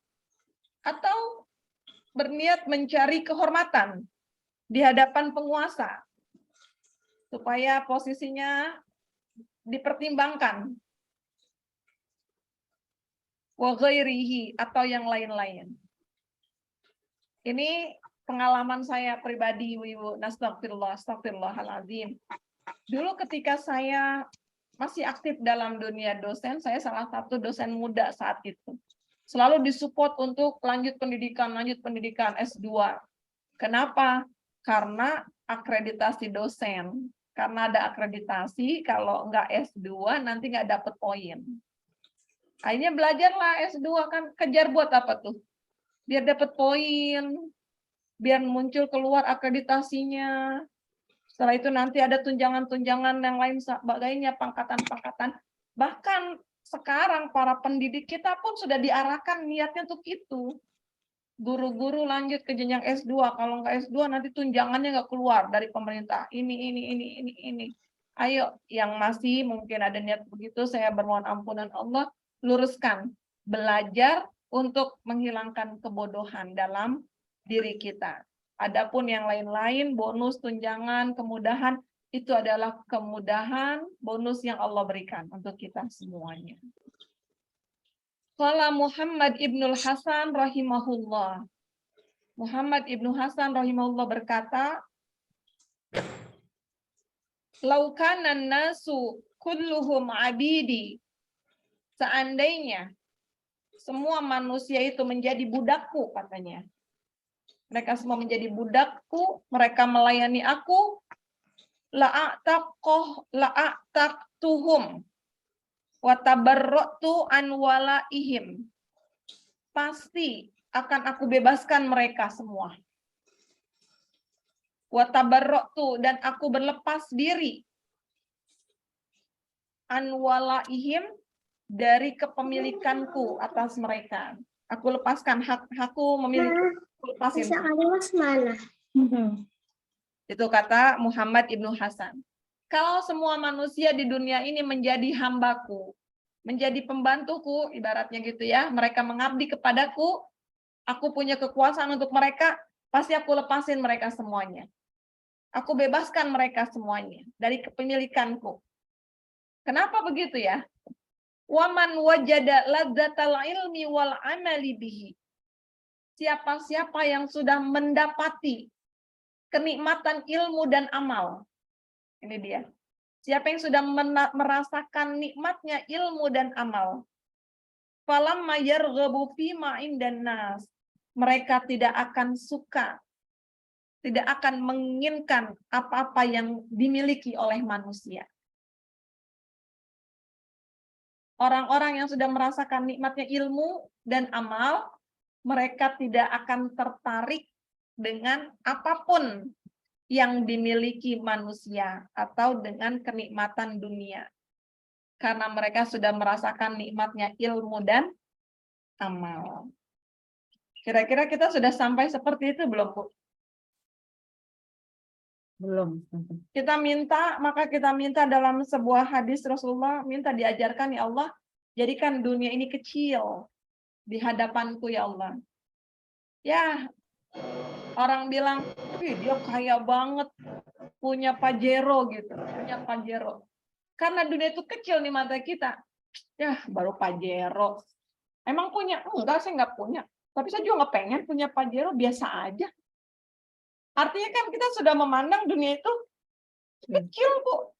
Ya mau Pajero, panas ning jero gitu. Mau apa lagi sih? Yang lain-lain, waktunya saya butuh naik mobil, ya tetap aja saya bisa naik mobil, tetap aja saya nyampe. Terus apa bedanya? Tapi sebaliknya ada orang yang begitu terpesona dengan kehidupan dunia. Dia udah punya mobil yang biasa. Ngelihat temennya bawa Ferrari. Wih, keren loh bawaannya Ferrari. Kayaknya terpesona banget itu. Berarti di mata dia dunia kecil atau besar, Bu? Besar. Ibu-ibu maunya lihat dunia kecil atau besar? Kecil aja. Maka minta ya Allah jadikan dunia itu kecil di hadapanku, ya Allah. Sehingga kita bolehlah kita berlaku seperti orang kaya, berpikiran seperti itu. Ya baru begitu aja, berapa tasnya? 5 juta ya, baru 5 juta. Emang punya? Enggak, tapi saya nggak pengen punya tas 5 juta. Nah itu artinya kecil kita menganggap dunia. Enak nggak kalau kayak gitu, Bu? Enak aja. Enak. Mereka yang sudah merasakan nikmatnya ilmu dan amal, mereka akan menganggap dunia ini kecil. Nggak ada bandingan apapun. Lebih besar lagi berjumpa dengan Allah Subhanahu wa Ta'ala. Maka dalam doa kita, jangan Kita minta waktu kita banyak-banyak, minta dunia sampai habis malam kita tuh yang diminta dunia aja. Ya Allah, berikan aku mobil. Ya Allah, jadikan aku kaya. Ya Allah, berikan kesehatan biar bisa ke sini, ke sini, ke sini, ke sini. Ya Allah, aku pengen traveling. Dunia aja yang kita minta. Padahal kenikmatan dunia itu, kata Rasulullah, seperti air dicelupkan di atas lautan yang mengalir dari jari kita itu, air itu jatuh, itulah dunia. Sementara masih ada lautan yang begitu besar, nikmatnya itu akhirat yang digambarkan Rasulullah SAW. Maka seharusnya di usia-usia kita hari ini, kita bermohon kepada Allah, ya Allah, berikan aku nikmat ibadah, itu jauh lebih besar, Bu, daripada nikmat dunia. Ya Allah, berikan aku cintamu, ya Allah. Aku bermohon cintamu, ya Allah. Ada nggak yang ngalahin itu, Bu, daripada yang lain di dunia ini? Nah, Bahkan Rasulullah ngajarin itu doanya. Allahumma inni as'aluka hubbaka. Ya Allah, aku bermohon cintamu, ya Allah. Wa hubba man yuhibbuka. Aku mohon, ya Allah, cinta orang-orang yang mencintaimu. Wa hubba amalil ladzi yuballighuni hubbaka. Dan aku juga bermohon cinta kepada amalan yang membawa aku cinta kepadamu, ya Allah. Itu doa yang luar biasa, Bu. Kalau Allah sudah cintai kita, jangan heran semua makhluk akan mendekat mencintai kita, Bu. Tapi kalau kita hanya mengejar cintanya makhluk, kita akan dapat makhluknya aja. Belum tentu Allah cinta sama kita. Maka ini menjadi pelajaran untuk kita tentang niat. Saya pernah mendapati seorang yang bermasalah dengan suami. Saja suami saya nggak pulang-pulang, saya udah tahajud kemana-mana, udah semua amalan dikerjain. Kok belum juga berubah, Ustazah? Belum juga berubah. Sudah semuanya dikerjakan. Lalu saya bilang, karena ibu fokus mengejar cinta suami ibu. Capek ibu tertati-tati mengejar suami, sementara dia sedang dimabuk cinta dengan wanita lain. Kenapa ibu nggak fokus mengejar cintanya Allah Subhanahu wa Ta'ala? Baru dia tersadar. Selama ini mungkin saya fokus dengan suami saya. Saya ingin suami saya berubah. Saya masih menginginkan cintanya. Ayo ganti, fokuslah kejar cintanya Allah. Perbaiki amal kita. Setelah beberapa bulan, ibu itu nggak ada kabar. Ternyata apa nggak ada kabar, ketemu lagi Ustazah, alhamdulillah suami saya udah balik seperti dulu ya Ustazah. Wanita itu udah ditinggalin Ustazah tuh yang mengambil suami saya sudah ditinggal, dia sudah sadar. Dia kembali ke anak istrinya. Apa yang ibu lakukan? Saya hanya fokus mengejar cintanya Allah Subhanahu wa Ta'ala. Ternyata cinta makhluk pun ikut mengikuti saya Ustazah. Itu kita. Kejar zat yang maha memiliki cinta. Begitu juga saat menuntut ilmu. Kejar itu Allah yang maha memiliki ilmu semuanya. Allah berikan pemahaman-pemahaman. Maka di Al-Quran di surat Al-Baqarah Allah sampaikan, fattaqullah wa yu'allimukumullah. Bertakwalah kepada Allah, Allah yang akan mengajarkan kalian semuanya. Cakep nggak tuh Bu ayat itu? Jadi kalau ibu nggak paham-paham ilmu, kuncinya cuma takwa aja sama Allah, Bu. Biar Allah yang mengajarkan kita. Cara pengajaran Allah itu berbeda-beda antara orang yang satu dengan orang yang lain. Tadi di kajian pertama pagi-pagi ada yang testimoni. Saya berikan mereka untuk membaca Al-Baqarah 128. Kalau pengen cepat berangkat ke Baitullah baca itu. Rabbana arina manasikana wa tub alaina innaka antat tawwabur rahim. Itu Rabbana ja'alna muqimainis salat wa min dzurriyyatina. Itu di Al-Baqarah 128. Ternyata sebelum dia dapat itu dia sudah mengamalkan itu jauh. Dia nggak tahu untuk apa, pokoknya saya baca aja dari kiai katanya supaya anak saya jadi anak yang soleh. Dia baca setiap tahajud, dia baca dalam doanya. Beberapa bulan yang lalu tiba-tiba dia diajak umroh sama adiknya. Dia bilang, saya nggak punya uang, udah tenang aja, pokoknya berangkat-berangkat. Baru tahu tadi ketika saya sampaikan. Ternyata Ustazah itu saya sering baca doa itu. Dan saya nggak tahu ternyata saya diberangkatkan umroh gratis. Bukankah ini pendidikan dari Allah, Bu? Jadi ada cara orang itu dia diberikan dulu kejadian, baru dia paham. Atau ada orang yang dia dipahamkan dulu ilmu, baru ternyata dia sedang dipersiapkan untuk menghadapi sebuah kejadian, ujian yang Allah berikan. Kita ada di mana? Dan Allah yang maha tahu kapasitas kita. Mungkin ibu-ibu nggak kuat nanti kalau tiba-tiba dapat ujian berat, nanti meraung-raung. Maka saatnya hari ini Allah sedang berikan kita ilmu untuk menguatkan diri kita. Sehingga suatu saat nanti ketika Allah uji, kita sudah kuat. Tapi ada orang yang nggak punya ilmu apa-apa, dia diuji berat. Tapi hatinya punya tawakal yang kuat luar biasa kepada Allah. Dia pun tenang. Setelah ujiannya selesai, baru dia belajar, dia tahu, oh ternyata dulu saya begini. Saya ikutin ini, saya baru tahu ternyata memang harusnya seperti itu yang saya lakukan. Masya Allah, inilah ilmu yang kita minta, kuncinya adalah apa Bu? Takwa kepada Allah Subhanahu wa Ta'ala. Kita lanjut. Ansyadana Asy-Syaikh Al-Imam Al-Ajjal Al-Ustadz Qawamuddin Hamad Ibnu Ibrahim bin Ismail As-Safari Al-Ansor Imla. Pokoknya ini Imam Qawamuddin Hamad Ibnu Ibrahim bin Ismail. Beliau membuat syair, isinya apa katanya? Man talabal ilma lil ma'ad faza bifadlin minar rasyad. Siapa yang menuntut ilmu untuk akhirat, faza dia akan menang, mendapatkan keutamaan dari ar-rasyad. Siapa itu ar-rasyad? Allah Subhanahu wa Ta'ala. Zat yang maha memberi petunjuk, itu dia ar-rasyad. Faya li khusrani li talibihi. Alangkah rugi orang-orang yang mencari ilmu, linaili fadlin minal ibad, hanya untuk mendapatkan pujian dari manusia. Jadi kalau kita belajar menuntut ilmu untuk negeri akhirat kita, maka Allah akan berikan keistimewaan untuk kita. Tapi rugi sekali kalau kita belajar menuntut ilmu hanya untuk mendapatkan pujian manusia. Kenapa? Capek kita. Sesek hidup kita. Kalau nggak dipuji kita berhenti cari ilmu. Kalau nggak dapat ranking, nggak semangat. Itu pun yang perlu kita sadarkan, kita tanamkan nilai-nilai ini kepada anak-anak kita. Mau seberapapun nilai yang mereka dapat di sekolah, nggak apa-apa.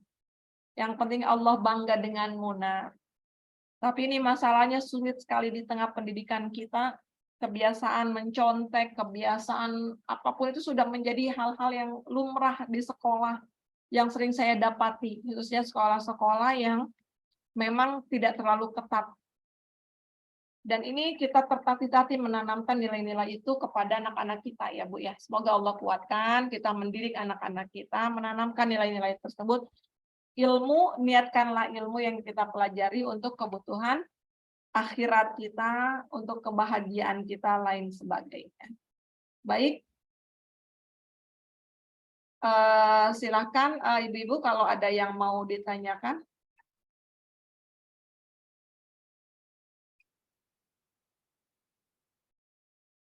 Ada yang mau ditanyakan? Sudah 2:30 nih.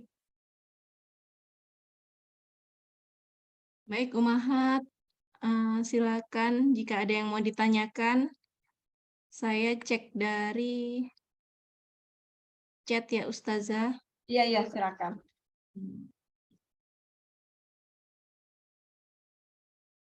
Sepertinya belum ada pertanyaan tertulis lewat chat. Kalau nggak ada, saya boleh. Saya Ustazah. Ya, dari Umu siapa? Mohon maaf ini. Umur sama Dinda.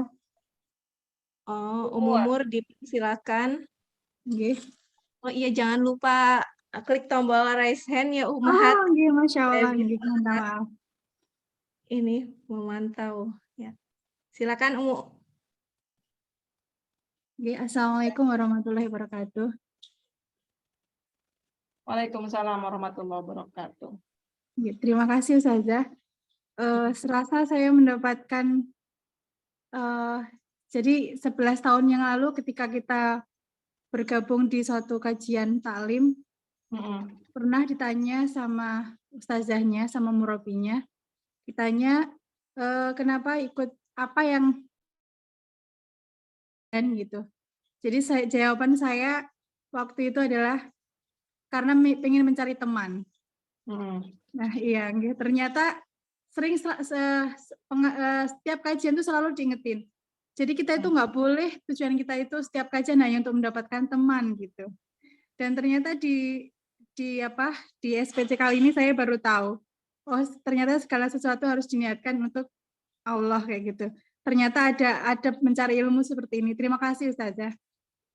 Alhamdulillah. Terus, alhamdulillah. Terus yang saya ketinggalan tadi yang saya tanyakan, jadi kita itu harus berdoa untuk ya Allah aku bermohon cintamu ya Allah. Habis itu saya ketinggalan yang dua Ustazah. Apa nggih tadi nggih? Cinta orang-orang yang mencintaimu.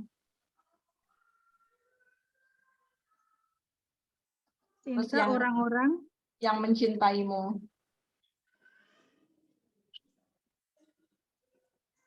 Dan yang ketiga apa Ustazah?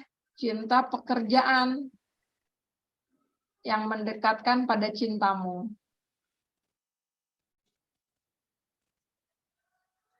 Cinta pekerjaan yang mendekatkan kepada cintamu.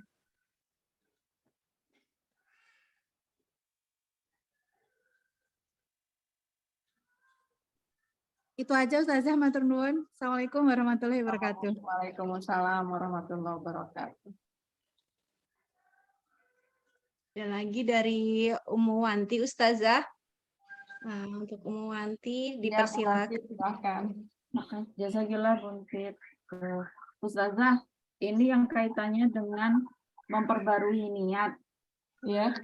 Saya kan bukan kadang sih, setiap kali mau jadwal kajian taklim Kamis itu kan pasti ada flyer gitu. Biasanya saya share untuk di status WA, atau kalau ada misalnya inti-inti dari yang Ustazah sampaikan itu biasanya saya suka tulis di status. Udah diniat ini, bismillah, niat karena Allah pengen ikutan berdakwah walaupun lewat itu gitu. Tapi nanti ada muncul, ria nggak ya nih? Pamer nggak ya nih? Nanti orang gimana ya? Nanti akhirnya saya hapus lagi Ustazah. Untuk memperbarui niatnya itu apakah cukup dengan istighfar saja? Atau gimana Ustazah kita bersikapnya? Kadang saya nggak mau lihat lagi gitu. Siapa aja ya yang lihat itu, saya nggak mau lihat lagi gitu. Itu gimana ya Ustazah? Ya, disitulah kita berlatih, Bu. Meluruskan hati kita, meluruskan niat kita.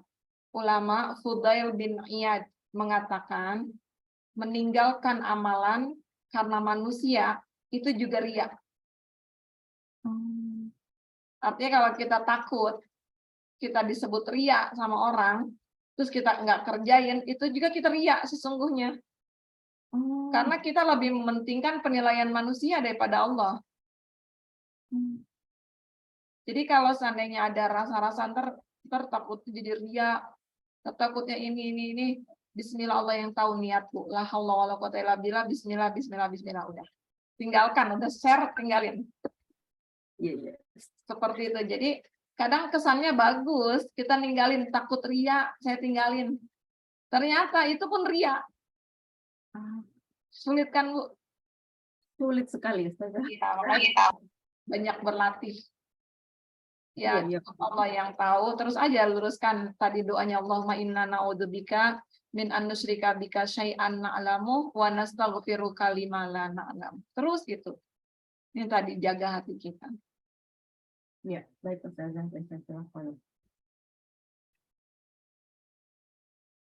Lanjut ya Ustazah, ini ada pertanyaan dari Ummu Rahmah.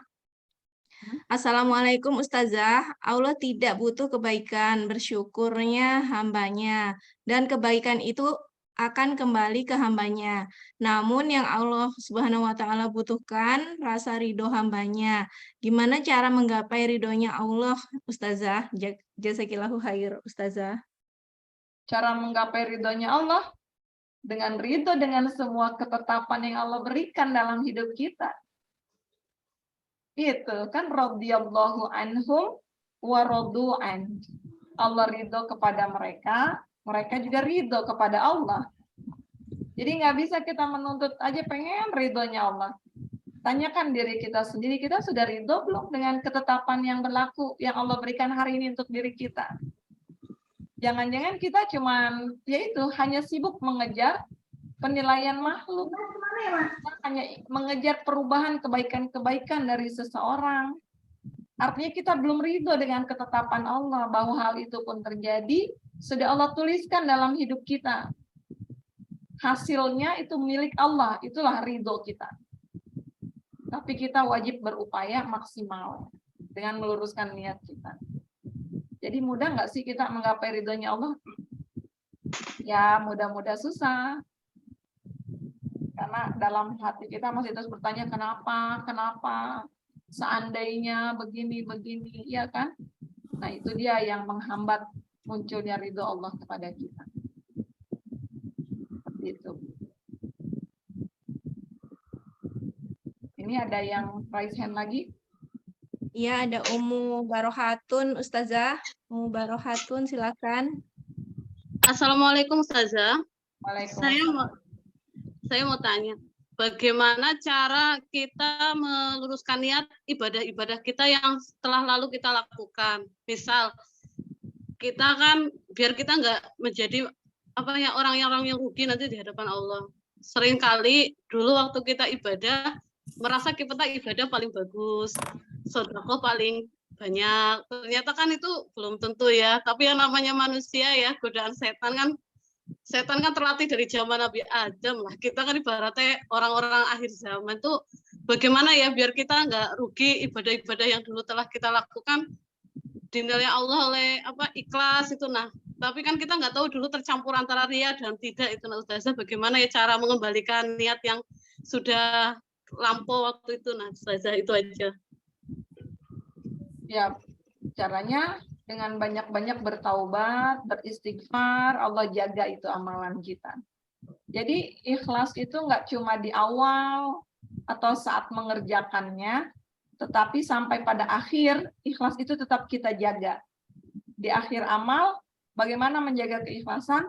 Menyembunyikan amal itu dari penilaian manusia. Kalau dulu saat melakukannya kita nggak tahu, masih ada niat yang bercampur atau apapun yang kita tidak sadari, sekarang kita masih tetap diuji keikhlasan kita untuk menjaga amal itu. Menyembunyikan amal itu dari pengetahuan manusia. Itu yang bisa kita lakukan. Untuk yang lalu-lalunya gimana? Kita serahkan, mohon ampunan kepada Allah. Sudah kita serahkan semuanya amalku ini kepadamu ya Allah. Kalau masih bercampur rasa ria ataupun engkau yang maha tahu yang ada di hatiku ya Allah. Sambil terus kita beristighfar, minta diluruskan. Seperti itu, Bu. Baik, Ustazah. Ya, barakallah. Lanjut ya Ustazah. Umu Erlik juga sepertinya sudah raise hand. Silakan Umu Erlik. Ya, terima kasih. Assalamualaikum Ustazah. Waalaikumsalam warahmatullahi wabarakatuh. Ya, ini tadi yang disampaikan Ustazah tentang orang jangan mengejar dunia gitu ya, karena kerja keras, kejarlah akhiratmu. Banyak di antara yang saya perhatikan itu diartikannya apa adanya gitu, bahwa ngejar akhirat itu adalah beribadah. Ibadah itu ya sholat, ngaji, puasa, sehingga dia kayak nggak mau bekerja keras. Udah rezeki nanti kan sama Allah aja gitu. Sehingga dia memposisikan diri itu sebagai orang yang betul-betul ibadah saya itu ini loh gitu, terlihat gitu untuk di dunia ini. Tetapi di balik itu kita banyak melihat lembaga-lembaga seperti pesantren dan lain sebagainya itu, mereka akhirnya nggak punya kekuatan dalam ekonomi. Dia mengandalkan membuat proposal untuk meminta sumbangan.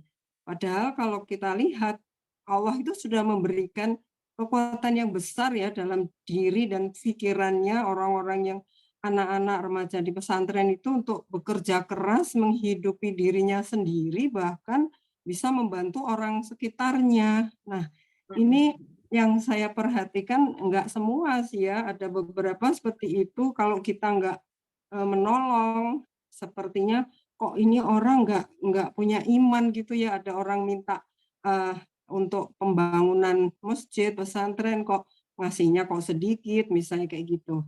Nah, tapi sebaliknya, Ustazah, kalau saya perhatikan ada orang yang bekerja keras di dunia ini yang seperti Ustazah sampaikan, dia untuk membantu orang sebanyak-banyaknya, untuk membangun masjid, untuk menyantuni duafa, untuk pendidikan masa depan umat Islam gitu. Kita harus tangan di atas, sehingga terlihat si manusia ini tadi kok kayaknya ngejar dunia ya, ibadahnya mana gitu. Nah, ini menurut Ustazah bagaimana ini yang disebut dengan bekerja keras untuk ibadah. Jangan sampai kita mayoritas orang Islam ini ya sedih juga gitu loh, di mana-mana kayaknya aduh pakaiannya, ekonominya gitu, gimana ya kita membantu untuk mereka berpikirnya itu dirubah untuk gitu. Dulu kan ada zaman keemasan gitu loh Islam itu. Jadi gimana caranya merebut itu juga gitu. Iya. Terima kasih Ustazah. Inilah paham buah dari pemahaman sekuler yang masuk ke dalam hidup kita. Yang katanya jangan bawa-bawa agama ke politik. Agama aja, nggak usah belajar yang lain. Padahal ketika kita belajar agama itu seharusnya sudah masuk semua aspek kehidupan kita kan Bu. Nah ini karena ada pemahaman yang terputus. Memahami hanya dari satu pihak aja, satu sisi, tapi pemahamannya nggak ijmal, nggak secara global dipahamkan di tempat dia belajar. Kenapa nggak melihat bagaimana sosok Abu Bakar As-Siddiq, orang kaya yang berderma dan bermanfaat untuk orang lain. Abdurrahman bin Auf, ketika dikatakan Aisyah mengatakan Abdurrahman bin Auf akan masuk surga dengan merangkak. Saat itu dia sedih, dia takut, dia berikan semua hartanya untuk kemajuan Islam. Setelah itu ada juga Imam Malik, ulama yang kaya luar biasa, digratiskan pendidikan murid-muridnya, diberikan tempat terbaik. Yang kita lihat, jadi akhirnya Islam itu kere, karena sibuk zikir aja, nggak mau kerja. Cukup dia menerima, menikmati keberkahan yang Allah berikan, nggak mengajukan proposal yang lebih. Padahal ada sebuah hadis yang mengatakan khairun nas anfa'uhum linnas. Sebaik-baiknya manusia adalah yang berguna, bermanfaat untuk manusia lainnya. Nah, ini kita ajarkan pelan-pelan bahwa umat Islam pun harus kaya. Umat Islam harus berjuang. Yang utama adalah ketika agamanya sudah kuat, dia akan berjuang di sisi aspek manapun, insya Allah akan bermanfaat. Seperti itu ya Bu ya. Dan itu pun saya juga kurang sepakat kalau ada orang Islam yang seperti itu. Apa jadinya kalau saya tuh sederhana, katanya zuhud. Terus saya cuma punya baju batik, terus Ibu undang saya untuk mengisi kajian, forumnya besar, saya pakainya daster batik Bu. Orang-orang itu ngelihat nggak Bu? Ini ustadzahnya kok kayak begitu. Nah, karena saya begitu pengennya sederhana, Islam nggak ngajarin saya bermewah-mewah. Nanti kita akan ada bahas lagi bab tentang zuhud. Iya, ya, itu dia Ustazah. Makanya kita kan pengennya umat Islam itu ya bersinar gitu ya, harus bekerja keras gitu kan, kayak para nabi dan ulama zaman dulu. Tapi memang agak susah juga ya Ustazah ya ngajak-ngajak seperti itu, karena ini kan udah keyakinan gitu. Ada perlu keseimbangannya ilmu informasi. Kalau kita menitipkan mempercayakan anak kita di satu pondok pun, kita harus melihat pesantren itu seperti apa. Tentunya pesantren yang dinamis. Yang dinamis yang artinya juga mendidik kepribadian anak-anak tersebut, bukan yang sekedar ngaji, sarungan, nunggu makan, selesai, enggak. Tetapi banyak kegiatan di situ, dia menjadi seorang konseptor, itu yang saya terima ketika saya belajar di Gontor. Harus dinamis, otak itu harus mikir buat ini, buat ini, buat ini. Bahkan dari sisi ibadah mungkin terlihatnya katanya kurang ibadahnya. Tetapi kan itu pun harus kita pahami, ibadah itu ada dua, ibadah mahdhoh dan ibadah ghairu mahdhoh. Ibadah mahdhoh itu yang sudah diajarkan di Al-Quran, di hadis, sholat, zakat, haji, itu ibadah mahdhoh itu. Sekarang ibadah ghairu mahdhoh itu yang di luar itu semua. Lebih banyak mana kapasitasnya, ibadah mahdhoh atau ghairu mahdhoh dalam kehidupan sehari-hari kita? Ghairu mahdhoh. Karena kalau menurut saya sebetulnya akhirat itu ya apa yang kita lakukan sekarang ini gitu. Nah, kalau kita sekarang ini hanya kayak membaca Al-Quran aja, ke masjid, zikir gitu, menghindari segala hal, apalagi ada yang jangan lihat itu, jangan mendekati yang hal-hal yang begini begitu, nggak usah lihat.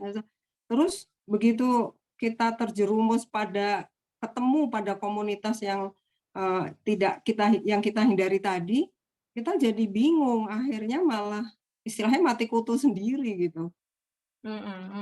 Ya itu dia, makanya kita perlu bentengi juga dengan ilmu itu semuanya dan informasi-informasi yang cukup, insya Allah. Jadi inilah kita sedang mencoba membuka kembali pemahaman-pemahaman yang semoga Allah izinkan kita.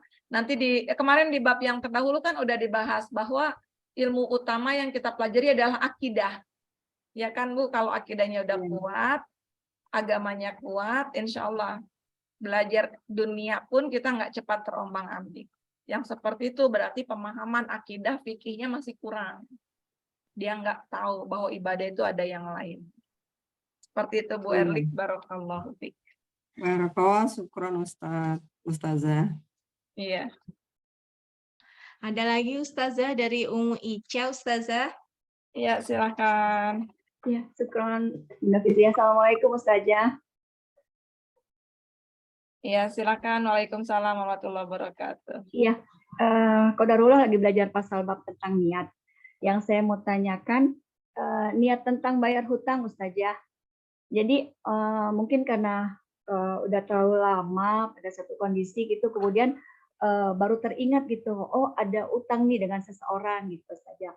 Kemudian mencari orang tersebut nggak ketemu tuh, udah dengan berbagai cara. Sedangkan yang saya tahu itu kan hutang itu dibawa mati ya Ustazah, harus dibayar. Itu bagaimana Ustazah? Niat untuk membayar tapi orangnya tidak ditemui, kita nggak tahu di mana sekarang. Itu bagaimana? Sudah sejauh mana cara Ibu mencari ahli warisnya? Kalau nggak ketemu orangnya, cari ahli warisnya. Sekarang ini kan ada medsos ya Bu, yang semoga dimudahkan gitu. Kita bisa gunakan medsos, yang pasti harus dengan fase yang pertama itu prosesnya pengumuman.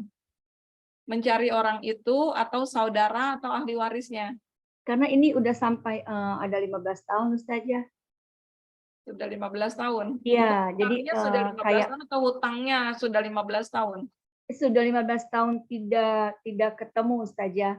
Jadi jadi kayak mencarinya teman sudah sekolah. berapa? Teman sekolah gitu deh Ustazah, teman sekolah. Mencarinya tahu sudah berapa carinya? Kenapa saja? Proses mencarinya sudah berapa lama? Nggak lama juga sih Ustazah, cuma maksudnya udah ke tempat yang dulu-dulu kita sama-sama seperti itu Ustazah. Di sekolahnya, kemudian dengan orang tua murid, tapi memang belum dapat. Iya. Sekarang kan sudah banyak Facebook, Instagram, banyak sekali akun-akun ya medsos yang bisa mendukung itu. Coba Ibu maksimalkan dulu proses mencari sampai beberapa bulan ke depan, bermohon Allah sampaikan. Kalau sudah maksimal ternyata nggak ada satupun ahli warisnya nggak ada, Ibu boleh keluarkan sebesar Ibu berhutang itu untuk sodako, niatkan pahala untuk orang itu. Hanya sebesar itu Ustazah? Keluarkan sebesar yang Ibu bayarkan untuk hutang itu. Tetapi itu jalan terakhir setelah proses kita lakukan. Nggak ada. Dengan niat membayar hutang tersebut? Iya. Gitu. Tapi itu jalan akhir ya Bu ya? Iya, sesudah berbagai cara ya Ustazah. Ya, maksimalkan dulu cara proses mencari. Ya. Nah, iya baik Ustazah. Syukran Ustazah. Sudah Bu? Sudah Ustazah, syukron. Alhamdulillah. Silakan Bu Fitria. Baik Ustazah, sepertinya sudah tidak ada pertanyaan lagi. Dan karena waktunya hampir habis, bagaimana Ustazah? Kita cukupkan saja di sini. Ya. Pertemuan kali ini. Syukron jazakumullah khairan hathiron pada Ustazah atas ilmu yang telah diberikan. Semoga Allah membalas dengan pahala yang sangat banyak dan memberikan kebaikan-kebaikan hingga ke anak cucu Ustazah. Dan semoga kita semua juga bisa memahaminya dan tetap istiqomah di jalan Allah, semata-mata mencari ilmu hanya untuk mendapatkan ridhonya Allah. Amin.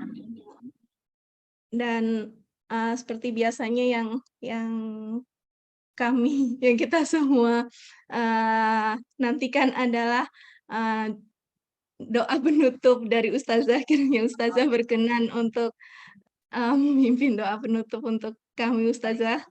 Mari kita angkat kedua tangan kita di tempat kita masing-masing. Semoga tidak mengurangi keberkahan-keberkahan, tidak mengurangi malaikat rahmat yang mengaminkan doa-doa kita. Di tempat terbaik, waktu terbaik hari ini, hadirkan segenap kerendahan hati kita, kehinaan diri kita di hadapan Allah Subhanahu wa Ta'ala, bahwa kita ini hamba yang fakir. Kita sedang butuh, hamba yang selalu butuh kepada Zat yang Maha memenuhi. Hamba yang miskin selalu meminta kepada Zat yang Maha kaya. Hamba yang serba sempit sedang meminta kepada Zat yang Maha lapang, yang Maha luas, yang Maha membuka semua jalan keluar kita. Astaghfirullahaladzim, astaghfirullahaladzim, astaghfirullahaladzim. A'udzu billahi minasyaitonir rajim. Bismillahirrahmanirrahim. Alhamdulillahi rabbil alamin. Allahumma salli ala sayyidina Muhammad wa ala ali sayyidina Muhammad. Wasallim an ashabi rasulillahi ajma'in walhamdulillahi rabbil alamin. Allahumma inna nas'aluka bi anna nashhadu annaka antallah la ilaha illa anta al-ahadus samad alladzi lam yalid wa lam yulad wa lam yakul lahu kufuwan ahad. Allahumma inna nas'aluka bi anna lakal hamdu la ilaha illa antal mannan badi'us samawati wal ardi ya dzal jalali wal ikram ya hayyu ya qayyum wa ilahukum ilahu wahid la ilaha illa huwar rahmanur rahim. Rabbana la tu'akhidna in nasina aw akhtana. Rabbana wa la tahmil alaina isran kama hamaltahu ala alladhina min qablina. Rabbana wa la tuhammilna ma la taqata lana bih. Wa'fu anna waghfir lana warhamna. Anta maulana fansurna 'alal qaumil kafirin. Rabbana ighfir lana wa liwalidina warhamhum kama rabbawna shighara. Ya Allah, jadikan duduknya kami, majlis-majlis yang kami datangi, ilmu-ilmu yang kami pelajari, proses-proses belajar kami, Allah, lelahnya kami selama ini. Jadikan itu semua sebagai penggugur dosa-dosa kami, ya Allah. Jadikan ilmu yang kami pelajari sebagai penghilang semua kebodohan dalam diri kami. Mampukan kami mengamalkan sedikit ilmu yang Kau amanahkan dalam hati kami, ya Allah. Dalam diri kami, keluarga kami, dan masyarakat ini, ya Rabb. Allahumma anfa'na bima 'allamtana wa 'allimna ma yanfa'una warzuqna 'uluman tanfa'una. Ya Allah, kami bermohon kepadamu ilmu yang bermanfaat. Kami mohon rizkikan kepada kami, ya Allah, karuniakan kepada kami kemampuan-kemampuan kami berbuat, beramal dengan ilmu yang telah kami pelajari. Allahumma a'inna ala dzikrika wa syukrika wa husni ibadatik. Ya Allah, kami bermohon bimbingan-Mu, ya Allah. Bantu kami untuk senantiasa mensyukuri semua nikmat yang Kau berikan kepada kami. Bantu kami mensyukuri nikmat akal, nikmat sehat yang Kau berikan dengan istiqomah di majelis ilmu ini, ya Allah. Bantu kami, ya Allah, untuk senantiasa mengingat-Mu, untuk senantiasa mempersembahkan ibadah yang terbaik kepadamu, ya Allah. Ya Hayyu ya Qayyum, birahmatika nastaghith, wa aslih lana sya'nana kullah, wa la takilna ila anfusina tarfata 'ain. Duhai Zat yang Maha Hidup, Zat yang Maha Berdiri, kami lemah di hadapan-Mu, ya Allah. Kami fakir, membutuhkan kekuatan-Mu. Kami hina, membutuhkan kehormatan-Mu, ya Allah. Hanya dengan rahmat-Mu kami bermohon pertolongan-Mu. Mohon jangan pernah Engkau tinggalkan urusan kami sebentar saja, ya Allah. Jangan Kau serahkan urusan dunia kami untuk kami mengaturnya sendiri. Karena kami tak mampu, ya Rabb. Rabbana hablana min azwajina wa dhurriyyatina qurrata a'yun waj'alna lil muttaqina imama. Ya Allah, mohon jadikan majelis ilmu ini yang kami pelajari, yang kami kunjungi, sebagai wasilah Engkau berikan kebaikan-kebaikan untuk suami kami, ya Allah. Mohon bimbing suami kami untuk senantiasa berada dalam iman dan takwa kepadamu. Sebagai wasilah Engkau perbaiki keturunan kami, ya Rabb. Mohon solihkan anak-anak kami, anak cucu kami, sehingga kami semua menjadi imam untuk orang-orang yang bertakwa. Sehingga kami bisa menjadi qurrata a'yun yang indah dalam pandangan keluarga kami, yang menyejukkan hati siapa saja yang memandang kami, ya Allah. Rabbana hablana minas salihin. Kami bermohon karuniakan kepada kami keturunan-keturunan yang salih, ya Allah. Allahumma la sahla illa ma ja'altahu sahla, wa anta taj'alul hazna idza syi'ta sahla. Duhai Zat yang Maha memudahkan, mohon mudahkan semua urusan kami. Mohon mudahkan urusan ibadah kami, ya Allah. Mohon mudahkan urusan kesehatan kami. Mohon mudahkan urusan keluarga kami, rumah tangga kami. Ya Rabb, mohon mudahkan urusan dakwah kami, ya Allah. Mohon kirimkan bantuan-Mu kepada kami, siapa-siapa yang rela mengorbankan tenaga waktunya untuk kepentingan dakwah, mengabdi, mengajak kepadamu, ya Rabb.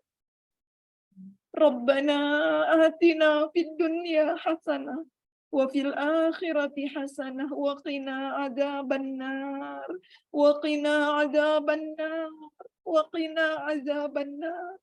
Mohon jauhkan kami, keturunan kami, ya Allah, anak cucu kami, guru-guru kami dari siksa api neraka-Mu, ya Allah. Wa adkhilna al-jannata ma'al abrar. Dan mohon masukkan kami ke surga-Mu, ya Rabb, bersama orang-orang pilihan yang Kau cintai, bersama orang-orang salih di dalamnya, ya Allah. Subhana rabbika rabbil izzati amma yasifun, wa salamun 'alal mursalin, walhamdulillahi rabbil alamin. Amin amin ya rabbal alamin. Rabbana taqabbal du'a. Alhamdulillahirabbil alamin. Kita sampai di penghujung kajian kali ini. Syukron jazakumullah khairan hasiran kepada ummahat yang telah hadir dan menyimak. Saya selaku MC memohon ampun kepada Allah dan juga meminta maaf pada ustazah dan ummahat sekalian atas segala kekurangan dan kesalahan kata.